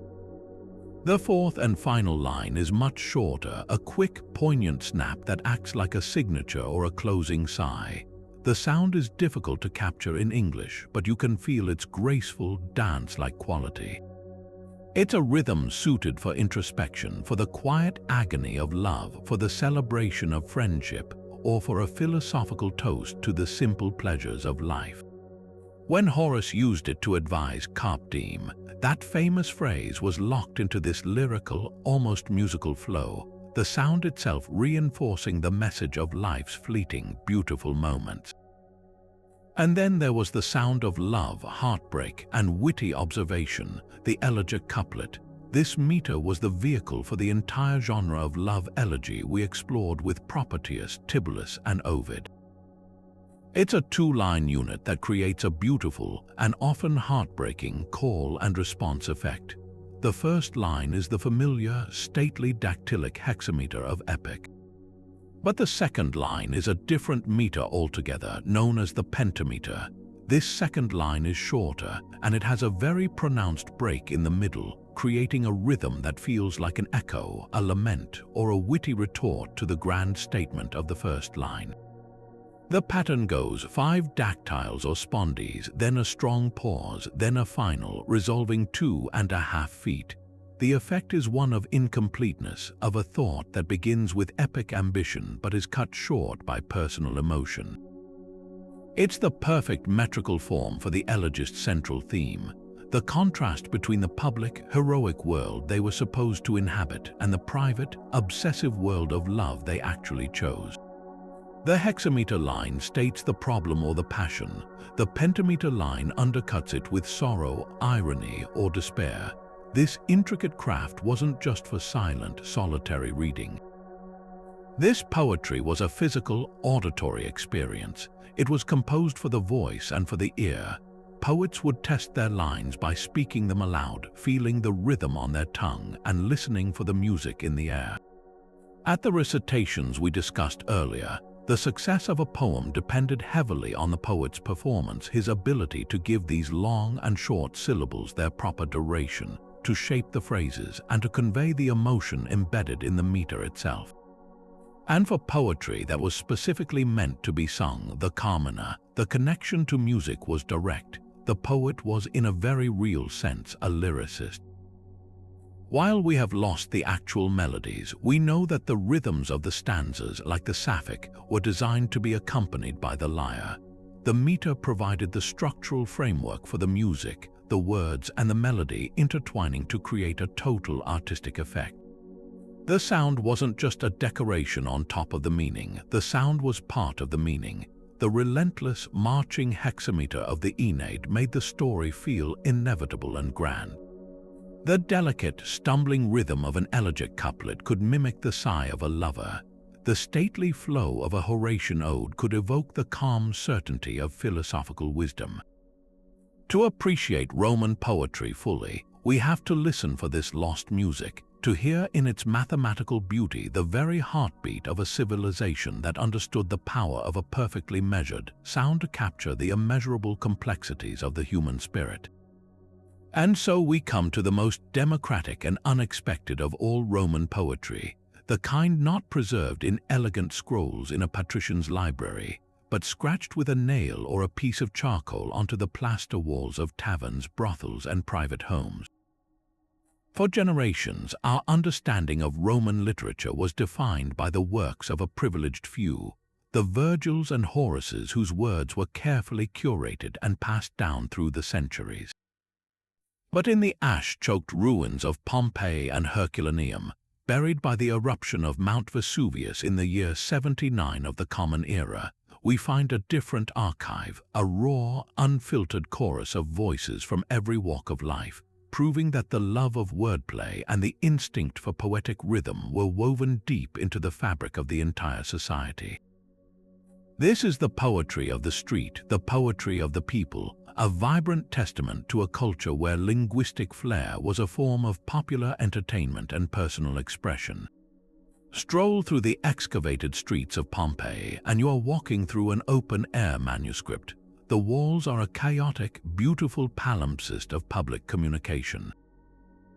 You see official electoral notices painted in large, clear letters, urging passers-by to vote for a particular candidate. One reads, "The petty thieves request the election of Vatia," a playful endorsement that reveals a surprising sense of humor even in the serious business of politics. Next to it, a traveler from a distant city has scrawled a simple declaration of his presence. Gaius was here. But then, nestled among these everyday messages, you find something more. A heartfelt or perhaps lustful declaration of love for a girl named Iris, written by someone named Secundus. A philosophical observation like the one found in a bar that reads, "Nothing can last forever." A moment of profound reflection amidst the clatter of dice and wine cups. And then there are the pure, witty insults like the message left for a man named Romula. "Romula, you are a stinker." This is not the refined world of Maecenas' salon. This is the sound of a living, breathing, and often hilarious community, using the written word for every purpose imaginable. Yet the most astonishing discovery is how often these everyday expressions instinctively fall into the very same poetic meters that the elite poets spent years mastering. The most famous and revealing example of this comes from a Pompeian tavern, a place of wine, conversation, and fleeting encounters. There, on a wall, someone has left a record of a sexual conquest. The message is crude and direct, "I screwed the barmaid," but the method of its delivery is what stops every classicist in their tracks. This blunt, four-word statement is not written in clumsy prose. It is perfectly composed as an elegiac couplet, the same sophisticated meter used by Propertius and Ovid to lament their tortured love affairs and celebrate their erotic triumphs. The anonymous author took the time to frame his boast within a strict rhythmic structure, demonstrating that the sound and feel of high poetry had so thoroughly permeated the culture that even a barroom brag could be elevated or perhaps just encoded in a classical form. This single piece of graffiti is a cultural revelation. It tells us that the average Roman, the person who might never have owned a book or attended a formal recitation, had an ear for the music of language. They recognized the pleasing cadence of a dactyl followed by a spondee, the satisfying resolution of a pentameter line. This wasn't a fluke. Across the two cities, we find hundreds of examples of metrical graffiti, short poems, clever sayings, and personal declarations, all falling naturally into hexameters, elegiacs, and other verse forms. The appreciation for linguistic rhythm was not an esoteric skill reserved for the educated classes. It was a common cultural possession, absorbed through the ears from hearing poetry recited in the forum, in the theater, and perhaps even in the tavern itself. It was as instinctual as our own ability to recognize the beat of a popular song. What we are witnessing in these carbonized streets is the full spectrum of a living literary culture. The great poets did not create in a vacuum, speaking a language only the elite could understand. They were drawing from and contributing to a vibrant ecosystem of verbal artistry that extended from the emperor's palace down to the most humble bakery. The man who scratched that elegiac couplet about the barmaid was participating in the same cultural conversation as Ovid was in his Amores. They shared a common vocabulary of meter and a common appreciation for clever expression, even if their subjects and their stations in life were worlds apart. This dissolves the artificial barrier we often erect between high and low culture. In Rome, the love of poetic form was a unifying thread, a demonstration that the human desire to shape experience into memorable, rhythmic language is universal. The walls of Pompeii and Herculaneum give voice to the silent majority of the Roman world, and they are not just talking, they are, in their own clever, crude, and heartfelt way, singing. But just as we've been listening to the voices of men, a different kind of whisper has been waiting in the archives, a voice so rare and immediate it feels like a secret passed directly from the ancient world into our hands. Preserved within the manuscripts of the poet Tibullus are 6 short elegies, and they are signed with a name that changes everything, Sulpicia. She is the only female Roman poet from the classical era whose work has survived in her own name, a woman of high aristocratic birth, the niece of the powerful statesman Marcus Valerius Messala Corvinus, who was a patron of literature rivaling Maecenas himself. Living in the late 1st century before the Common Era, moving in the very same elite circles as Tibullus and Ovid, Sulpicia did something extraordinary. She took up the elegiac couplet, the preferred form for talking about love, and she used it not to create a fictional character or to play a literary game, but to document her own real, passionate, and very risky love affair with a man she calls Cerinthus. Her tone is a revelation, a stark contrast to the complex performances of the male elegists, where Propertius loses himself in obsessive torment and Ovid revels in clever irony. Sulpicia's voice is direct, personal, and possesses a startling, quiet confidence. She does not posture or construct an elaborate persona of the enslaved lover. She writes as a woman in love, fully aware of her own feelings and unafraid to claim them as the subject of her art. Consider the opening of her most famous poem. She begins not with a description of Cerinthus, but with a declaration of her own happiness, a sentiment so pure and unadulterated it feels almost dangerous in its simplicity. At last a love has come which would bring me more shame were rumor to conceal it than to lay it bare for anyone. This is a radical statement. She is rejecting the very notion that her passion should be hidden. For a Roman noblewoman whose reputation was a commodity of immense social and political value, to openly celebrate a love affair was to defy the most fundamental conventions of her society. She is not writing for fame or patronage. She is writing to bear witness to her own heart, to insist that her private joy is worthy of public record. This becomes even more powerful when we see how she writes about Cerinthus himself. The male elegists so often create a Dr. Puella, a learned girl who is a composite of beauty, cruelty, and literary illusion, a figure to be analyzed, pursued, and lamented. Sulpicia's Cerinthus is not a fictionalized ideal. He feels like a real person. Her poems are filled with the small, tangible details of a genuine relationship. She worries about him when he is sick, expressing a fear that is more about his well-being than about her own poetic suffering. She writes about a planned trip to the countryside that she fears might separate them, and her anguish is not a generic trope but the specific panic of someone facing a real departure. In one poem, she is frustrated because a fever might prevent her from attending his birthday celebration, and her concern is utterly practical and deeply felt. This grounding of elegy in the reality of daily life and concern is almost entirely absent from the work of her male counterparts. She isn't performing love, she is living it, and her poetry is the record. What makes her work so precious is precisely this glimpse into the emotional world of a real Roman woman, claiming the narrative for herself. For centuries, we have seen Roman women through the eyes of men as idealized muses, as treacherous monsters, or as symbols of virtue. Sulpicia gives us a view from the inside. She shows us a woman who experiences desire not as a shameful secret, but as a source of power and identity. She expresses not only the joys of love, but also its anxieties and its vulnerabilities, all with a forthrightness that feels strikingly modern. In one poem, she chides herself for having tried to conceal her feelings, deciding instead that it is better to be open, writing, "I have deserved to be loathed if I am going to waste any more of my life in misery just for the sake of modesty." This is the sound of a person prioritizing her own emotional truth over societal expectation, a quiet act of rebellion inscribed in elegant couplets.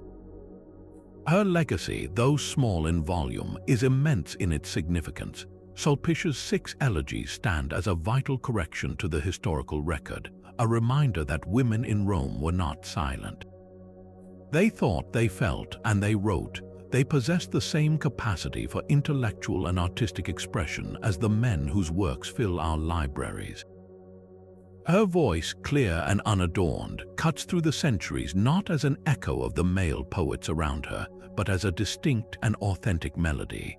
She proves that the poetry of ancient Rome was not a monologue but a conversation, and thanks to the fragile survival of her words, we are finally able to hear both sides. Yet the true survival of this literary flame through Europe's so-called Dark Ages is a story not of emperors but of monks.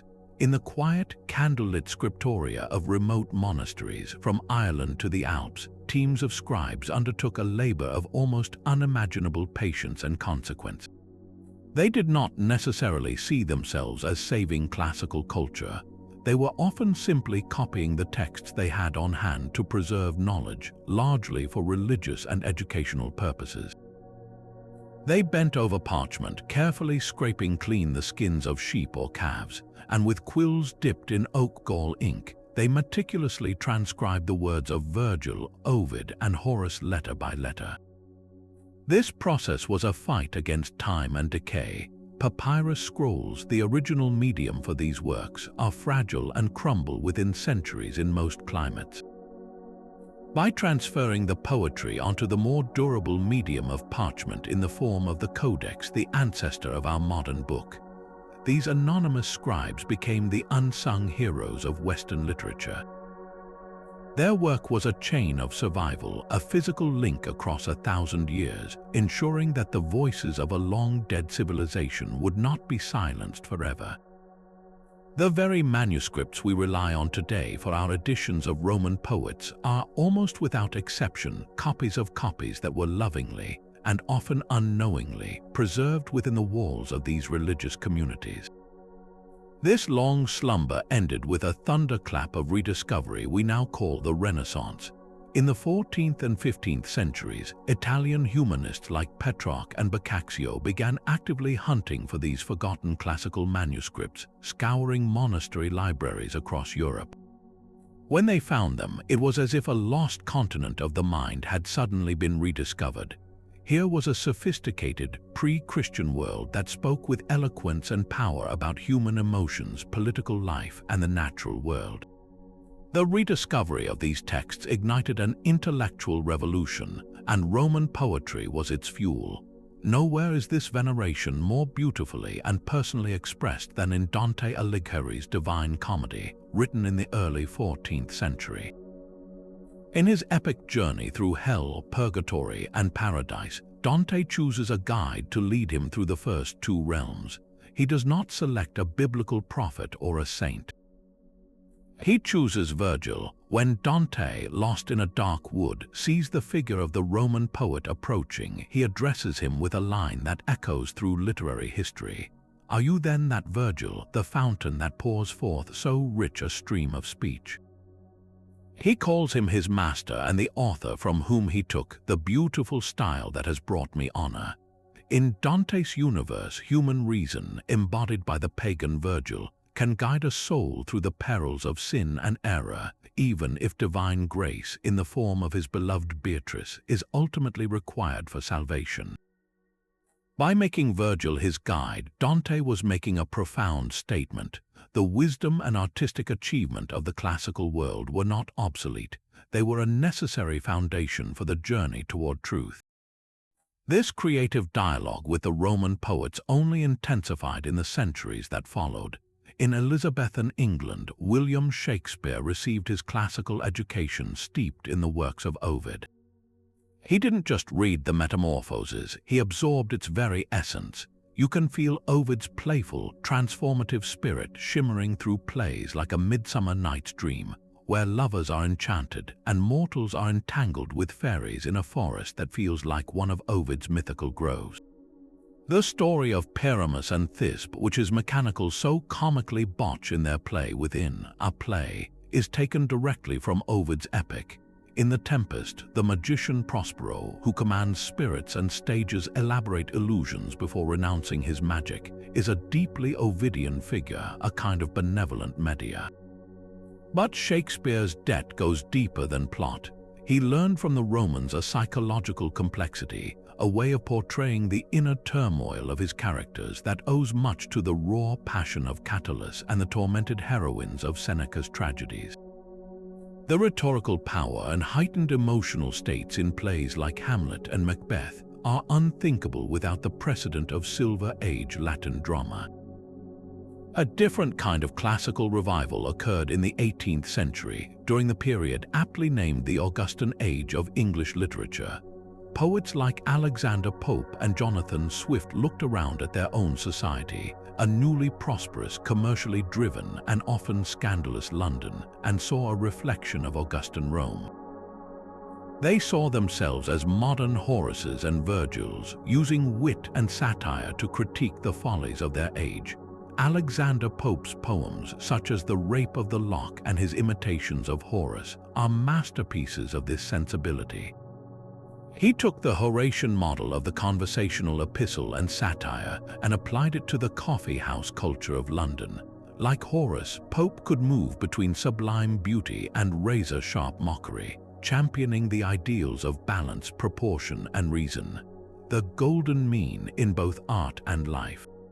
His famous declaration in an essay on criticism that true wit is nature to advantage dressed, / what oft was thought, but ne'er so well expressed, is a perfectly Horatian sentiment, echoing the Roman poet's own advice on decorum and polished expression in the Ars Poetica. For these Augustan writers, the Romans provided not just forms to imitate, but a sophisticated stance from which to observe and judge their own rapidly changing world.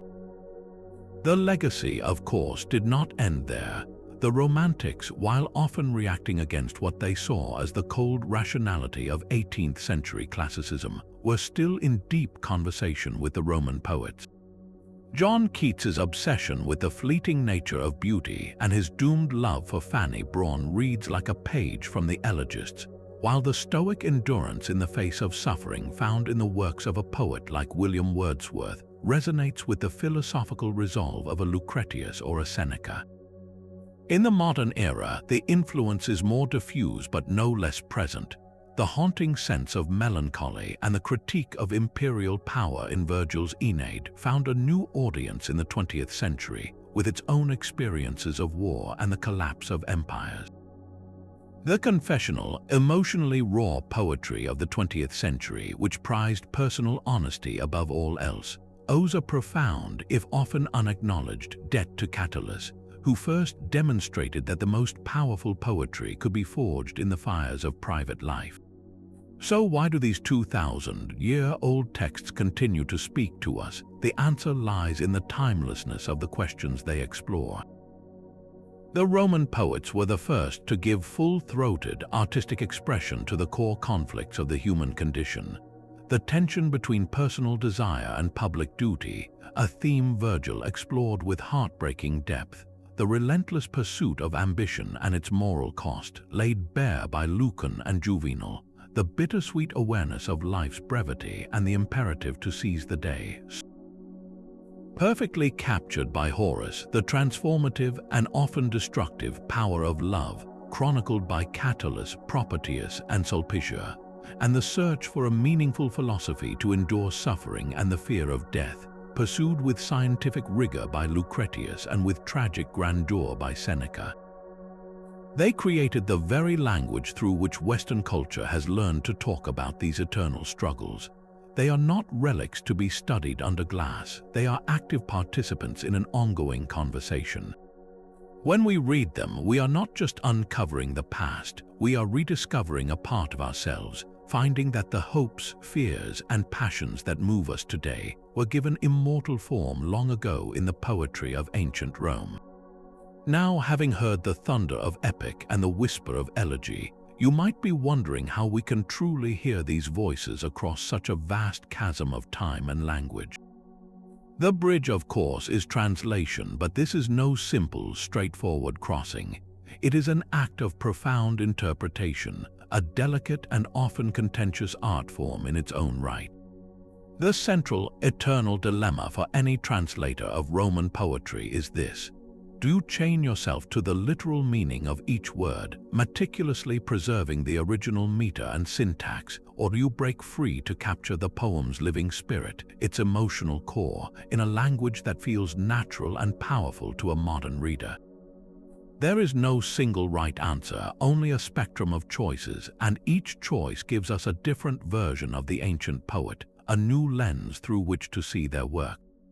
Let's make this abstract challenge wonderfully concrete by looking at one of the most famous openings in all of Western literature, the first line of Virgil's Aeneid, Arma verumt cano. A strictly literal, word-for-word translation would give us something like, "Arms and the man I sing." It's accurate, but in English it feels stiff, archaic, almost backwards. It lacks the music and the majestic sweep that makes the original so compelling. Now, listen to how different translators have wrestled with this line, each trying to solve the puzzle. The classicist Robert Fitzgerald, writing in the 1960s, chose a flowing, poetic English that captures the epic's grandeur. I sing of warfare and a man at war. He expands arms into the concept of warfare and defines the man as a man at war, immediately setting the stage for the poem's central conflict. He sacrifices the exact word order for a rhythm that feels natural and powerful in English. A more recent translator, Stanley Lombardo, takes a different, even more direct approach. I sing of arms and the man. This is closer to the Latin stark brevity, but by choosing the plain, muscular word man over a more poetic synonym, he gives the line a contemporary, almost cinematic punch. Then there is the poet David Ferry, whose translation leans into the lyrical quality. I sing of arms and of the man, a refugee. Ferry makes a bold interpretive choice here by adding a word not present in the original Latin, refugee. In doing so, he instantly foregrounds the central, tragic identity of Aeneas that we discussed earlier, framing the entire epic not just as a tale of war, but as a story of displacement and survival. One line, 4 words in Latin, and we already have 3 distinct English poems, each revealing a different facet of Virgil's intention. One emphasizes the epic scope, another the heroic individual, and a third the underlying pathos. This fascinating divergence becomes even more personal and poignant when we turn to the intimate world of Catullus and his poems about Lesbia's sparrow. In poem 2, he writes of the bird playing in his lover's lap. The Latin line, cum desiderio meo nitenti, is deceptively simple. A literal reading is with my shining desire. But what does that mean? Is the sparrow playing with his desire, meaning Lesbia herself? Or is desire, the sparrow, a metaphorical representation of his own longing? Translators must decide. One might render it conservatively as with my darling, my delight, keeping the focus on Lesbia. Another, wanting to preserve the ambiguity and the physicality, might translate it more daringly as with my girl who glitters, capturing the way a lover's gaze can make the beloved seem to shine. The choice changes the entire feeling of the scene. Is it a poem about a woman and her pet, or is the pet an extension of the poet's own aching desire? This is the beautiful, frustrating truth about reading Roman poetry in translation. You are never reading just the poet. You are reading a collaboration across millennia, a conversation between the Roman voice and the modern translator's sensibility, their vocabulary, their own poetic ear. A strictly metrical translation that tries to replicate the dactylic hexameter in English can sound forced and sing songy to us because English rhythm is based on stress, not syllable length. Yet a translation that ignores rhythm completely can feel like flat prose, losing the musicality that was essential to the original's power. The best translators, then, are not mere scribes, they are creative reanimators. They live with the poem for years, absorbing its every nuance, its sound, its silences, and then they attempt the impossible, to build it anew from the materials of their own language. When you pick up a book of Roman poetry in English, you are not holding a perfect window into the ancient world. You are holding one person's deeply felt, meticulously crafted interpretation. This is not a weakness of translation, but its greatest strength. It means these ancient poems are not static museum pieces. They are living, breathing entities, constantly being rediscovered and revoiced for each new generation. Every new translation is an argument, a plea for us to see a familiar line in a new light, to hear an echo we might have missed before. It is this ongoing, passionate effort, this endless desire to bridge the gap and keep the conversation alive, that ensures the whispers of Virgil, the shouts of Catullus, and the wisdom of Horace continue to resonate in our own world, finding new voices to speak their timeless words. But to truly hold these ancient whispers in our hands, to feel the fragile thread that connects us directly to Catullus or Virgil, we have to leave the world of ideas and step into the physical world of objects, into the quiet, dusty reality of the archaeological trail. The journey of a single poem from a Roman poet's mind to our modern bookshelf is a saga of incredible fragility, catastrophic loss, and almost miraculous survival. A story written not in ink, but in fire, water, and the patient, anonymous labor of countless hands across 2 millennia. It begins with the very first form these poems ever took, the delicate and beautiful papyrus scroll. Picture a Roman poet, his final draft approved by his patrons at a recitation, now sending this work out into the world. His words would be transcribed by teams of literate slaves onto sheets made from the pith of the papyrus plant, glued together to form a long roll, a volumen, which was then wound around a wooden rod. This was the standard format for literature for centuries, elegant, portable, but profoundly vulnerable. Papyrus is not paper, it's a fragile organic material. It crumbles when dry, molds when damp, and is highly susceptible to fire. A papyrus scroll had a limited lifespan, perhaps a couple of centuries in the ideal, dry climate of Egypt, but far less in the damper European world. Every time a scroll was unrolled to be read, its fibers were stressed. Every copy made was a monumental effort, an expensive and time-consuming process that meant the audience for any given work was always, by its very nature, extremely small. Sometime around the 1st century of the Common Era, a quiet revolution in book technology began to take hold, the codex. Initially a simple set of wooden wax tablets tied together, the form evolved into gatherings of parchment or vellum, scraped and treated animal skins folded and bound along one edge, creating an object we would instantly recognize as a book. This was not an immediate replacement. For a long time, the codex was seen as a utilitarian format for accounting or Christian texts, while serious literature remained the domain of the prestigious scroll. But the advantages of the codex were simply too great to ignore. It was far more durable than papyrus. You could write on both sides of the page, making it more economical. Most importantly, it was random access. Imagine trying to find a specific passage in a long epic like the Aeneid on a scroll. You would have to carefully unwind and rewind the entire thing. With a codex, you could simply flip to the desired page.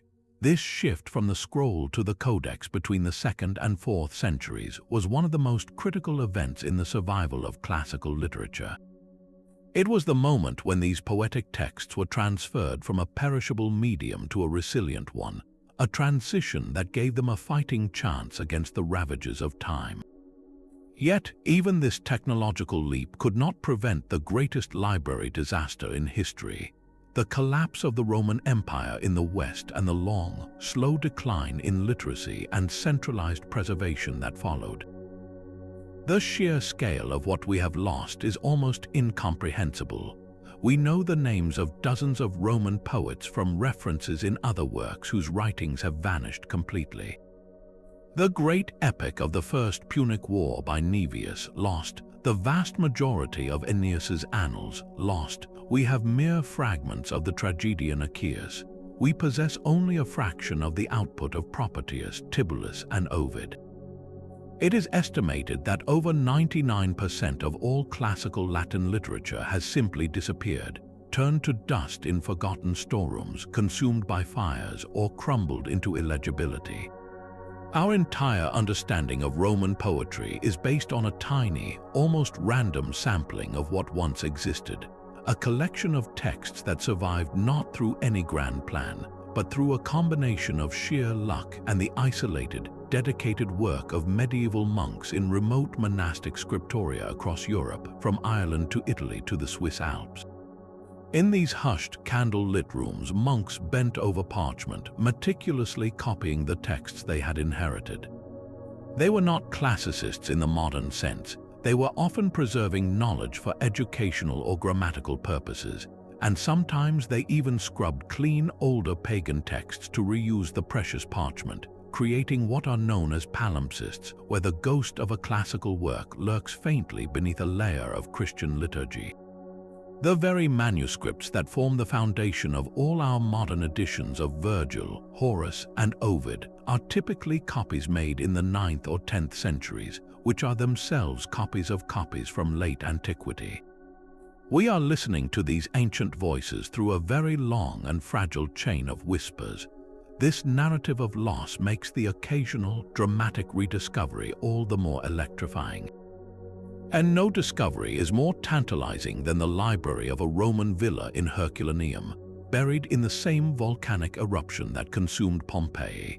While Pompeii was showered with pumice and ash, Herculaneum was hit by a pyroclastic surge of superheated gas and mud that carbonized everything in its path, including an entire library of papyrus scrolls.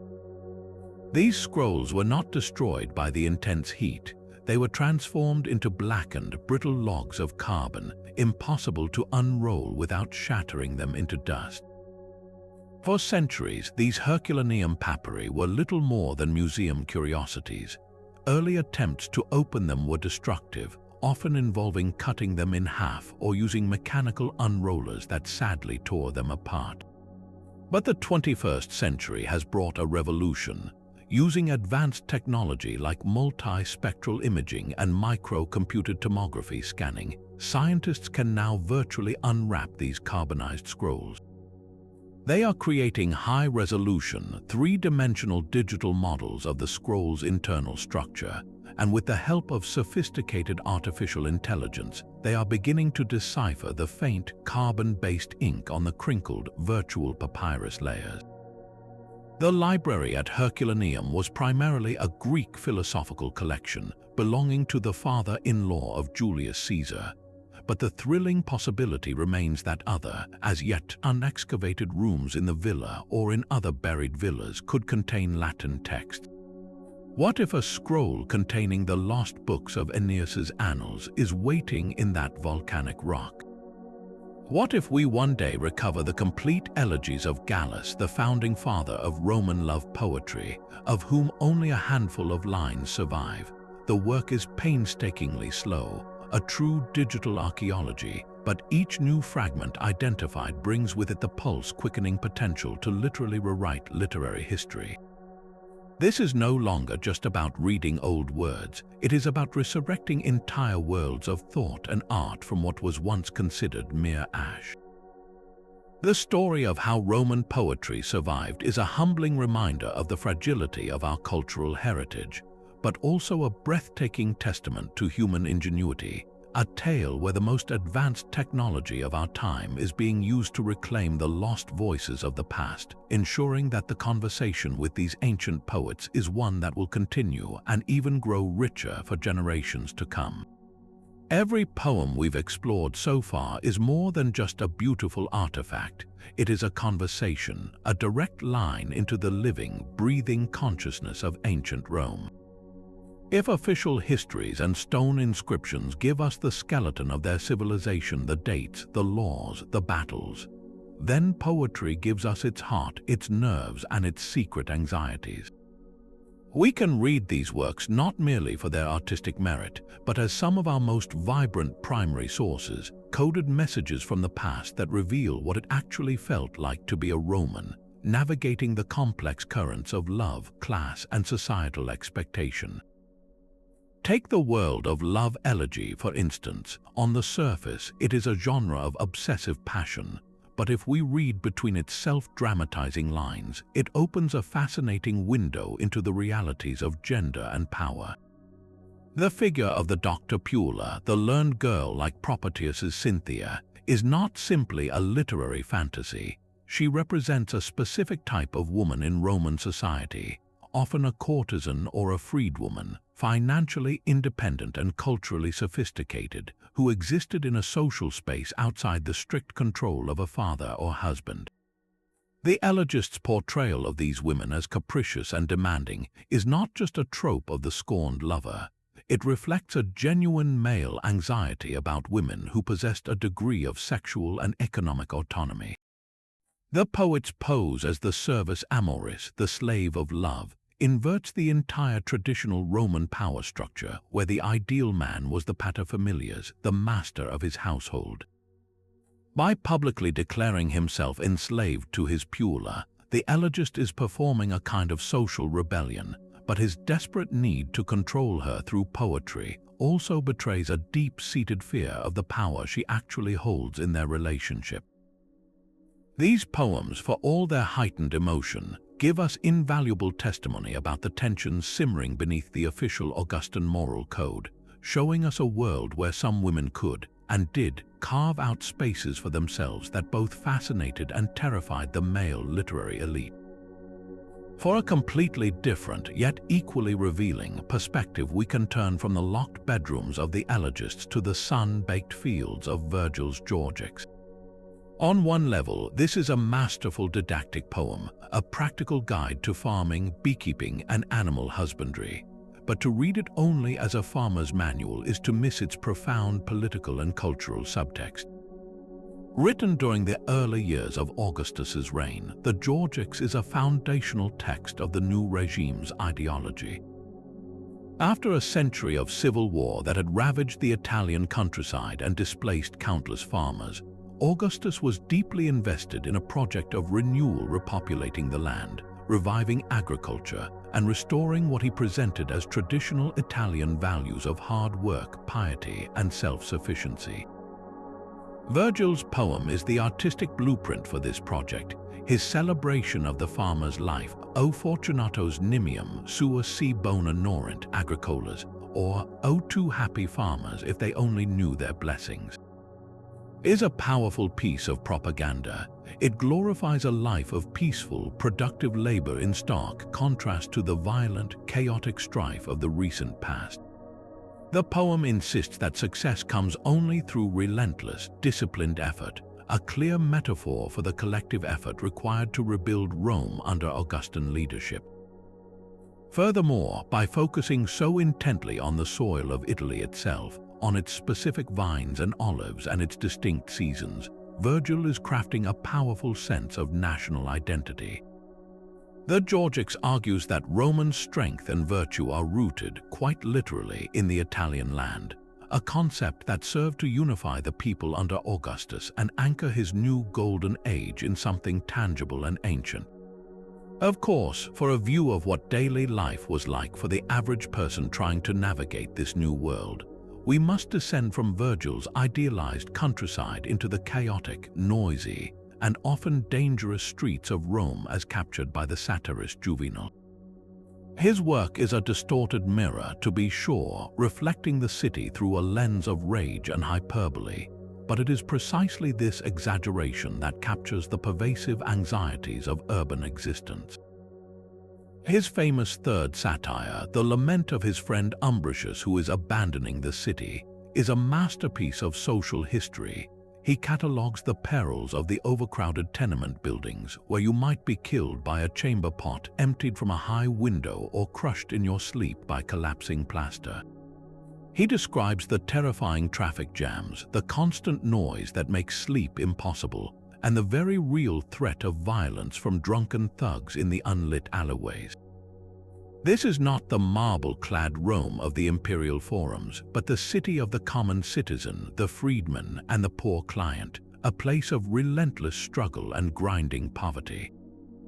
Juvenal is equally scathing about the social rituals that defined Roman life, particularly the degrading client-patron system.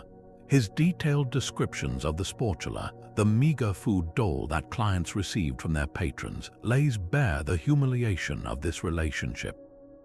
He paints vivid scenes of clients shivering in the dawn cold outside a rich man's door, only to be ignored or given a pittance, while a wealthy foreigner or informer is welcomed with open arms. This bitterness reveals a society obsessed with status and money, where traditional bonds of loyalty and reciprocity have been replaced by naked greed and flattery. Even the dinner party, a classic setting for social bonding, becomes in Juvenal's hands a stage for grotesque inequality, where the host eats exquisite delicacies and serves cheap wine to his guests. Through his indignant, often hilarious rants, Juvenal gives us a phenomenally detailed ethnographic record of Roman urban culture, its smells, its sounds, its social climates, and its deep systemic hypocrisies. His poetry confirms that the grand narratives of empire and destiny were, for most people, secondary to the daily drama of finding a decent meal, a safe place to sleep, and a shred of personal dignity. As our gentle journey through the poetry of ancient Rome draws to a close, it's worth pausing to consider the extraordinary range of human experience we've witnessed through these voices. We have walked with Virgil through the solemn, fire-lit halls of epic destiny, felt the sting of Catullus's most private and passionate wounds, rested in the tranquil, philosophical shade of Horace's Sabine farm, and been dazzled by the shimmering, transformative illusions of Ovid's mythical world. We've heard the righteous roar of Juvenal from the crowded city streets, shared in the quiet intimacy of Sulpicia's confessions, and marveled at the cosmic calm of Lucretius's atomic vision. These were not remote monuments speaking in a single, official tone. They were individuals, friends, rivals, lovers, and critics who used their art to capture the full, beautiful, and often contradictory spectrum of what it meant to be alive in their world. They have given us not just the sanctioned stories of gods and national heroes, but the intimate, unvarnished thoughts, the private jokes, the hidden sorrows, and the public scandals of people who walked the earth 2,000 years ago. In their work, the grand narrative of empire is constantly challenged and enriched by the urgent, personal narratives of the human heart, reminding us that the Romans were not merely soldiers and engineers, but a people profoundly in love with language, enthralled by beauty, and endlessly fascinated by the complexities of their own nature. They built their legacy not only in stone and law, but in the delicate, enduring architecture of a perfectly crafted line. So I extend a personal invitation to you: pick up a modern translation of one of these poets. Let yourself be swept away by the epic current of the Aeneid, or share a quiet, thoughtful moment with one of Horace's odes. Discover the shocking, modern vulnerability of Catullus, or lose yourself in the magical, interconnected tales of Ovid's Metamorphoses. Hear these voices for yourself, and you may be surprised to find how clearly they still speak. I would love to hear which Roman poet resonated most with you, so please let me know your thoughts in the comments below. And if you enjoyed this journey into the gentle history of Rome's poetic soul, be sure to subscribe for more explorations into the quiet, human stories that lie just beneath the surface of our past.